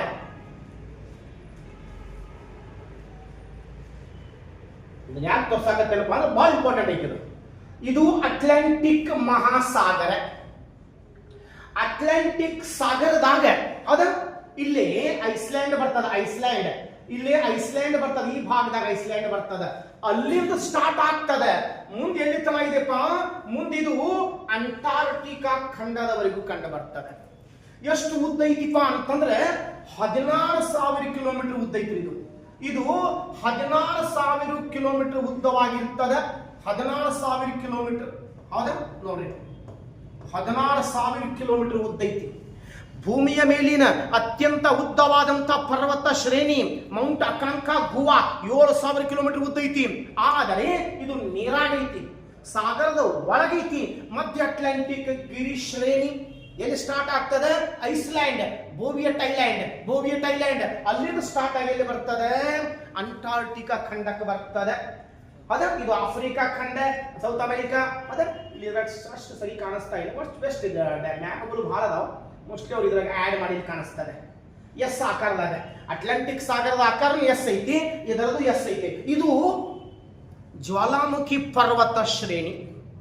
The world longest volcanic mountain range is about 16,000 kilometers in length. It is the longest either on the earth, either in the ocean. ಸಾಗರಗಳಲ್ಲಿನ ಮತ್ತು ಭೂಭಾಗದ ಮೇಲಿನ ಅತ್ಯಂತ ಎತ್ತರವಾದಂತಹ ಜ್ವಾಲಾಮುಖಿ ಪರ್ವತ. ಇದನ್ನು ನೆನ್ಪಿಟ್ಕೊಡಿ. ಯಾಕೆ? ಈಗ ಡೈಗ್ರಾಮ್ಸ್ ಅದಾವ, ಬಟ್ ಇದ್ರಾಗ ತೋರಿಸ್ತಾ ಇಲ್ಲ. ಮೋಸ್ಟ್ಲಿ ಅವರು ಸೆಟ್ ಮಾಡಿದ್ದು ಕಾಣಿಸ್ತದೆ.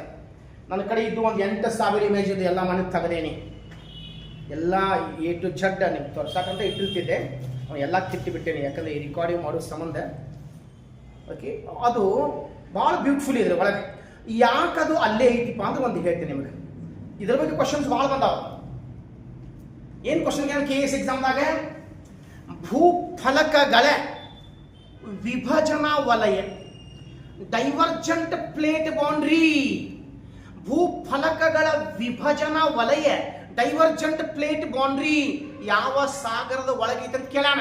ಭೂಫಲಕಗಳ ವಿಭಜನಾ ವಲಯ ಇದು ಅಟ್ಲಾಂಟಿಕ್ ಸಾಗರದ ಒಳಗೈತಿ. ಮೊನ್ನೆ ಹೇಳಿನ ನಿಮಗೆ, ಭೂಫಲಕಗಳು ಕೂಡುವಂಥ ವಲಯ, ಕನ್ವರ್ಜೆಂಟ್ ಪ್ಲೇಟ್ ಬೌಂಡ್ರೀಸ್. ಮತ್ತೆ ಡೈವರ್ಜೆಂಟ್ ಪ್ಲೇಟ್ ಬೌಂಡ್ರೀಸ್, ಭೂಫಲಕಗಳ ವಿಭಜನಾ ವಲಯ. ಇದು ಭೂಫಲಕಗಳ ವಿಭಜನಾ ವಲಯ. ಅಲ್ಲಿ ಪ್ಲೇಟ್ ಸರಿಯಾಕತ್ತಾವ, ಅಲ್ಲಿ ಪ್ಲೇಟ್ ಸರಿಯಾಕತ್ತಾವ. ಆ ಪ್ಲೇಟ್ ಸರಿಯುವುದರಿಂದ ಅಟ್ಲಾಂಟಿಕ್ ಸಾಗರ ಅಗಲಾಗ್ತಾ ಇದೆ. ಹಿಂದೆ FDC ಎಕ್ಸಾಮ್ದಾಗ ಪ್ರಶ್ನೆ ಕೇಳಿದ, ಭೂಫಲಕಗಳ ಚಲನೆಗಳಿಂದ ಅಗಲವಾಗುತ್ತಿರುವ ಸಾಗರ ಯಾವುದು? ಅಟ್ಲಾಂಟಿಕ್ ಸಾಗರ. ಆ ಪ್ಲೇಟ್ ಹೆಂಗ್ ಸರಿತಾವಲ್ಲ ಹಂಗ ಅದು ಸಾಗರ ಅಗಲ ಆಗ್ತದ. ಆ ಪ್ಲೇಟ್ ಸರ್ದಂಗ ಜ್ವಾಲಾಮುಖಿಗಳು ಆಗ್ತಾವೆ. ಜ್ವಾಲಾಮುಖಿ ಹೊರಗೆ ಬರಂಗಿಲ್ಲ, ಯಾಕೆ? ನೀರೈತಿ. ನೀರ ಆ ಮ್ಯಾಗ್ಮಾ ಹೊರಗೆ ಬಂತಂತಂದ್ರೆ ನೀರ ಅಲ್ಲೇ ತಂಪು ಮಾಡಿಬಿಡ್ತದ, ಅಲ್ಲೇ ಗಟ್ಟಿ ಮಾಡಿಬಿಡ್ತದ. ಹಂಗಾಗಿ ಇದು ಜ್ವಾಲಾಮುಖಿ ಪರ್ವತ ಶ್ರೇಣಿ.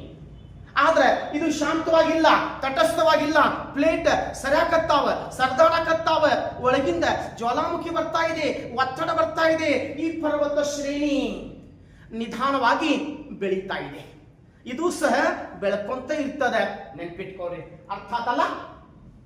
ಎಸ್, ಜಾಗೃತ ಜ್ವಾಲಾಮುಖಿ, ಜಾಗೃತ ಜ್ವಾಲಾಮುಖಿ, ಸುಪ್ತ ಜ್ವಾಲಾಮುಖಿ, ಲುಪ್ತ ಜ್ವಾಲಾಮುಖಿ. ಇಲ್ಲಿಗೆ ಈ ಪಾಯಿಂಟ್ಸ್ ಮುಗಿದು. ಇನ್ನ ಜ್ವಾಲಾಮುಖಿಗಳ ಹಂಚಿಕೆ ನೋಡ್ರಿ. ಎಲ್ಲೆಲ್ಲಿ ಭೂಕಂಪಗಳು ಆಗ್ತಾವ, ಎಲ್ಲೆಲ್ಲಿ ಜ್ವಾಲಾಮುಖಿಗಳು ಆಗ್ತಾವ, ಆ ಎಲ್ಲಾ ಪ್ರದೇಶಗಳಲ್ಲಿ ಈ ವಿಶೇಷವಾಗಿ ಈ ಜ್ವಾಲಾಮುಖಿಗಳು ಆಗ್ತಾವ. ಭೂಕಂಪಗಳು ಮತ್ತು ಜ್ವಾಲಾಮುಖಿಗಳು ವಿಶೇಷವಾಗಿ ಏನಲ್ಲ, ಎಲ್ಲೆಲ್ಲಿ ಪ್ಲೇಟ್ ಕೂಡ್ಯಾವ, ಎಲ್ಲೆಲ್ಲಿ ಪ್ಲೇಟ್ ಅಗಲಾಗಿರ್ತಾವ. Okay, convergence plate boundary, divergent plate boundaries, subduction plate boundaries ಬರ್ತಾವಿದೆ. ಅವನು ಸ್ವಲ್ಪ ಡಿಸ್ಕಷನ್ ಮಾಡೋಣ. ಜ್ವಾಲಾಮುಖಿಗಳ ಹಂಚಿಕೆ ಒಳಗೆ ಮೇನ್ ನಿಮಗೆ ಹೇಳೋದು ಏನಪ್ಪಾ ಅಂತಾರೆ ನೋಡಿ, ಎಲ್ಲಿ ಭೂಕಂಪಗಳು ಆಗ್ತಾವ ಅಲ್ಲೇ ಜ್ವಾಲಾಮುಖಿಗಳು ಆಗ್ತಾವ. ಫಾರ್ ಎಕ್ಸಾಂಪಲ್ ಅತಿ ಹೆಚ್ಚು ಜ್ವಾಲಾಮುಖಿಗಳು ಸಂಭವಿಸುವ ವಲಯ ಅದು ಯಾವುದಪ್ಪ ಅಂತಂದ್ರೆ ಪೆಸಿಫಿಕ್ ವಲಯ. ಇದಕ್ಕೆ ಇಂಗ್ಲಿಷ್ ಒಳಗೆ ಪೆಸಿಫಿಕ್ ಬೆಲ್ಟ್ ಅಂತ ಕರೆದಾರ. ಇದಕ್ಕೆ ಇಂಗ್ಲಿಷ್ ಒಳಗೆ ಪೆಸಿಫಿಕ್ ಬೆಲ್ಟ್ ಅಂತ ಕರೆದ. Pacific belt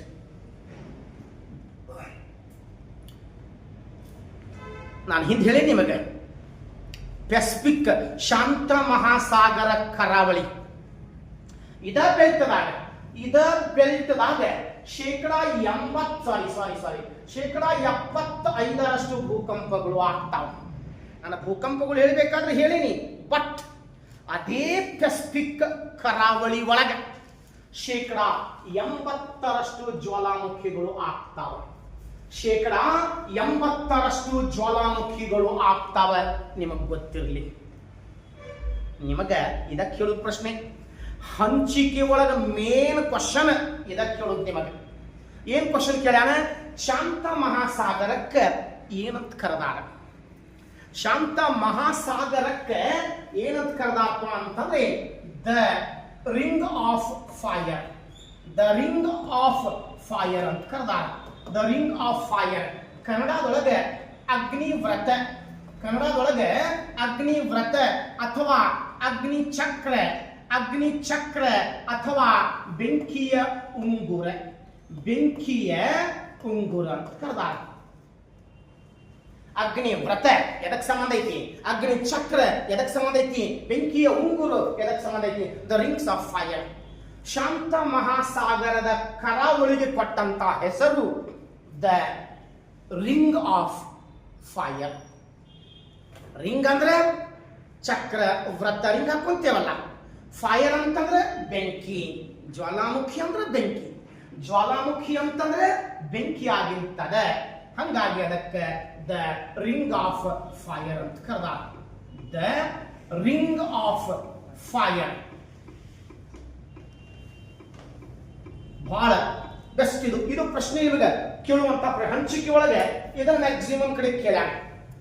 the ring of fire, ಅಗ್ನಿ ವ್ರತ, ಅಗ್ನಿ ಚಕ್ರ.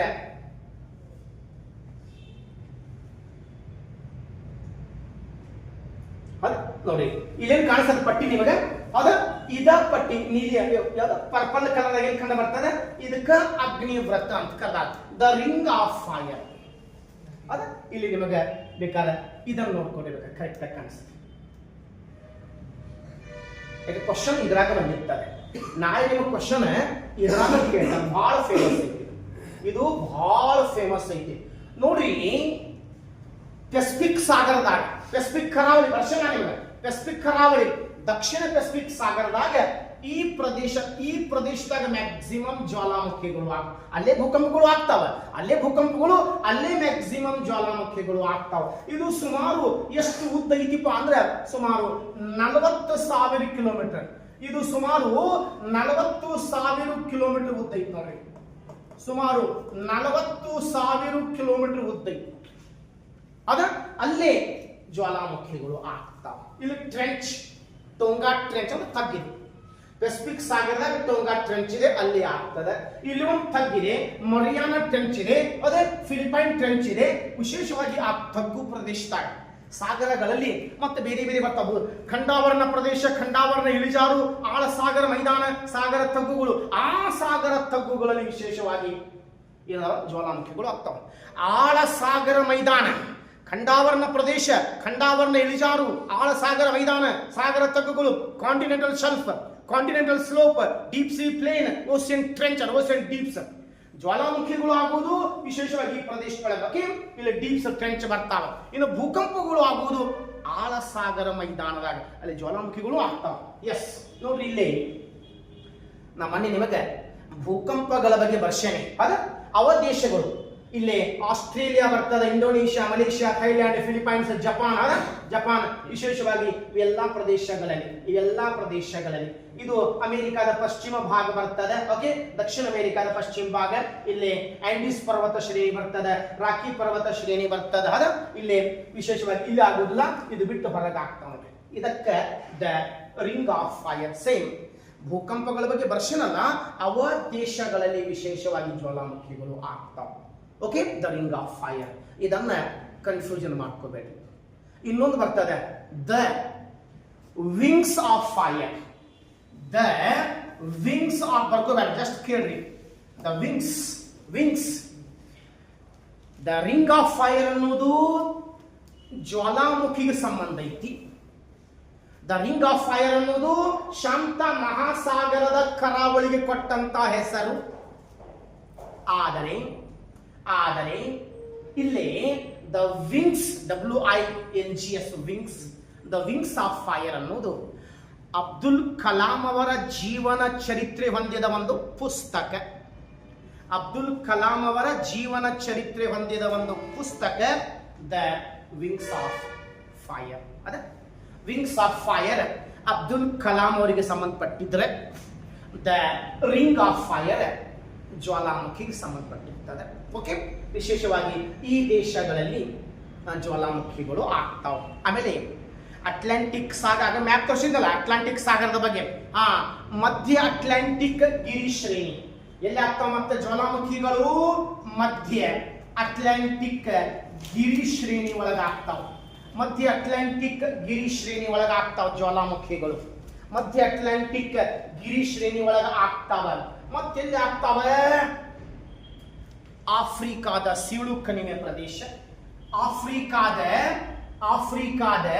ಸೀಳು ಕಣಿವೆ ಪ್ರದೇಶ, ಆಫ್ರಿಕಾದ ಸೀಳು ಕಣಿವೆ ಪ್ರದೇಶದೊಳಗೆ ಆಗ್ತಾವ. ಅದ ಇಲ್ಲಿ ಆಫ್ರಿಕಾದ ಸೀಳು ಕಣಿವೆ ಪ್ರದೇಶಗಳ ಈ ಭಾಗದಾಗ ಇದು ದಕ್ಷಿಣ ಅಮೆರಿಕ. ಓಕೆ, ಆಫ್ರಿಕಾದ ಸೀಳು ಕಣಿವೆ ಪ್ರದೇಶದೊಳಗೆ ವಿಶೇಷವಾಗಿ ಅಲ್ಲೇನೋ ಜ್ವಾಲಾಮುಖಿಗಳು ಆಗ್ತಾವ. ಆಫ್ರಿಕಾದ ಸೀಳು ಕಣಿವೆ ಸುಮಾರು ದೇಶಗಳು ಬರ್ತಾವ. ಮೊನ್ನೆ ವರ್ಷ ನಾನು ಭೂಕಂಪಗಳು ಎಲ್ಲೆಲ್ಲ ಆಗ್ತಾವ ಬರ್ಸಿದ್ದೇನೆ. ಓಕೆ, ಐರಿತ್ರಿಯಾ ಬರ್ತದ, ಯುಗಾಂಡ ಬರ್ತದ, ಕೀನ್ಯಾ ಬರ್ತದ, ಏನ್ ಬರ್ತಾವ? ಸುಮಾರು ಪ್ರದೇಶಗಳು ಬರ್ತಾವ, ಅಲ್ಲೇ ಜ್ವಾಲಾಮುಖಿಗಳು ಆಗ್ತಾವ. ಪ್ರಪಂಚದ ಅತ್ಯಂತ ಉದ್ದವಾದ ಸೀಳು ಕಣಿವೆ ಆಫ್ರಿಕಾದ ಸೀಳು ಕಣಿವೆ. ಇನ್ನ ಮತ್ತ ಎಲ್ಲೆಲ್ಲಿ ಆಗ್ತಾವ ಕೇಳಿ.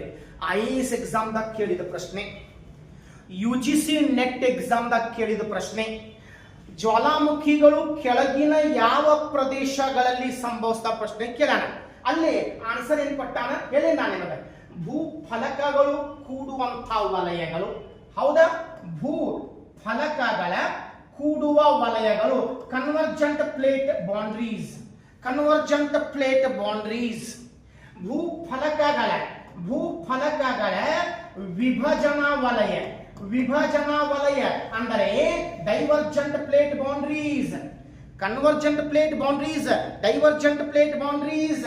ಮತ್ತೆಲ್ಲಿ ಆಗ್ತಾವ ಬಿಸಿ ಸ್ಥಳಗಳು, ಹಾಟ್ ಸ್ಪಾಟ್. ಹಾಟ್ ಸ್ಪಾಟ್ ಒಂದ ಆನ್ಸರ್ದ ಪಟ್ಟ ನೋಡ್ರಿ, ಇವು ಒಂದ ಆನ್ಸರ್ದ ಪಟ್ಟ, ಮೂರು ಕೂಡ್ಸೆ ಜ್ವಾಲಾಮುಖಿ ಎಲ್ಲಿ ಆಗ್ತಾವ? ಭೂಫಲಕಗಳು ಕೂಡುವಂತಹ ವಲಯಗಳು, ಭೂಫಲಕಗಳ ವಿಭಜನಾ ವಲಯಗಳು. Then hot spot, hot spot ಆ ಪ್ರದೇಶಗಳು, ಹಾಟ್ ಸ್ಪಾಟ್ ಬಿಸಿ ತಾಣಗಳು, ಬಿಸಿ ಪ್ರದೇಶಗಳು. ಓಕೆ, ವಿಶೇಷವಾಗಿ ಜ್ವಾಲಾಮುಖಿಗಳು ಇಲ್ಲಿ ಆಗ್ತಾವ, ನಿಮಗೆ ಗೊತ್ತಿರಲಿ. ಬಟ್ ಇಲ್ಲಿ HSTR ಮತ್ತು GPSTR ಮಾಡುವಂತ ವಿದ್ಯಾರ್ಥಿಗಳಿಗೆ 3 ಮಾರ್ಕ್ಸ್ 5 ಮಾರ್ಕ್ಸಿಗೆ ಬರೆಯುವಂತ ಪ್ರಶ್ನೆ. ಜಾಗೃತ ಜ್ವಾಲಾಮುಖಿ ಕೇಳಬಹುದು, ಸುಪ್ತ ಜ್ವಾಲಾಮುಖಿ ಕೇಳಬಹುದು, ಮೃತ ಜ್ವಾಲಾಮುಖಿ ಕೇಳಬಹುದು. ಇಲ್ಲ PSI KS ಮಾಡುವಂತ ಮೇನ್ಸ್ ಎಕ್ಸಾಮಿಗೆ 12 ಮಾರ್ಕ್ಸಿಂದ ಅಥವಾ 15 ಮಾರ್ಕ್ಸಿನ ಪ್ರಶ್ನೆ ಸಮಗ್ರವಾಗಿ ಜ್ವಾಲಾಮುಖಿಗಳ ಬಗ್ಗೆ ವರ್ಣಿಸಿ, ಜ್ವಾಲಾಮುಖಿಗಳ ಬಗ್ಗೆ ವಿವರಣೆ ಕೊಡಿ. ಈ ರೀತಿ ಕ್ವಶನ್ಸ್ ನಿಮಗೆ ಇದ್ರಾಗ ಬರ್ತಾ ಉಂಟು. ಹೌದಾ? ಇಲ್ಲಿಗೆ ಇದು ಜ್ವಾಲಾಮುಖಿ ಟಾಪಿಕ್. ಆಮೇಲೆ ಇಲ್ಲಿ ಈ ಜ್ವಾಲಾಮುಖಿಗೆ ಸಂಬಂಧಪಟ್ಟಂಗೆ ನಾನು ನಿಮಗೆ ಈಗ ಅವಶ್ಯಕತೆ ತೋರಿಸೋ ಅವಶ್ಯಕತೆ ಇಲ್ಲ. Convergent plate boundaries, divergent plate boundaries Mann ತೋರಿಸೋಣ ನಿಮಗೆ. ಪ್ಲೇಟ್ ಭೂಮಿ ಮೇಲೆ ಒಟ್ಟು ಎಷ್ಟು ಫಲಕಗಳು ಅದಾವ? 6 ಮುಖ್ಯ ಫಲಕಗಳು, 20 ಉಪ ಫಲಕಗಳು, 1200 ಚಿಕ್ಕ ಫಲಕಗಳು. ಆ ಪ್ಲೇಟ್, ಆ ಫಲಕಗಳು ಎಲ್ಲೆಲ್ಲಿ ಕೂಡ್ಯಾವ ಅಲ್ಲಲ್ಲೇ ಜ್ವಾಲಾಮುಖಿಗಳು ಆಗ್ತಾವ, ಅಲ್ಲಲ್ಲೇ ಭೂಕಂಪಗಳು ಆಗ್ತಾವ. ಇಲ್ಲಿಗೆ ಈ ಜ್ವಾಲಾಮುಖಿಗಳ ಟಾಪಿಕ್ ಕಂಪ್ಲೀಟ್ ಆಯ್ತು ನೋಡ್ರಿ. ಮತ್ತೆ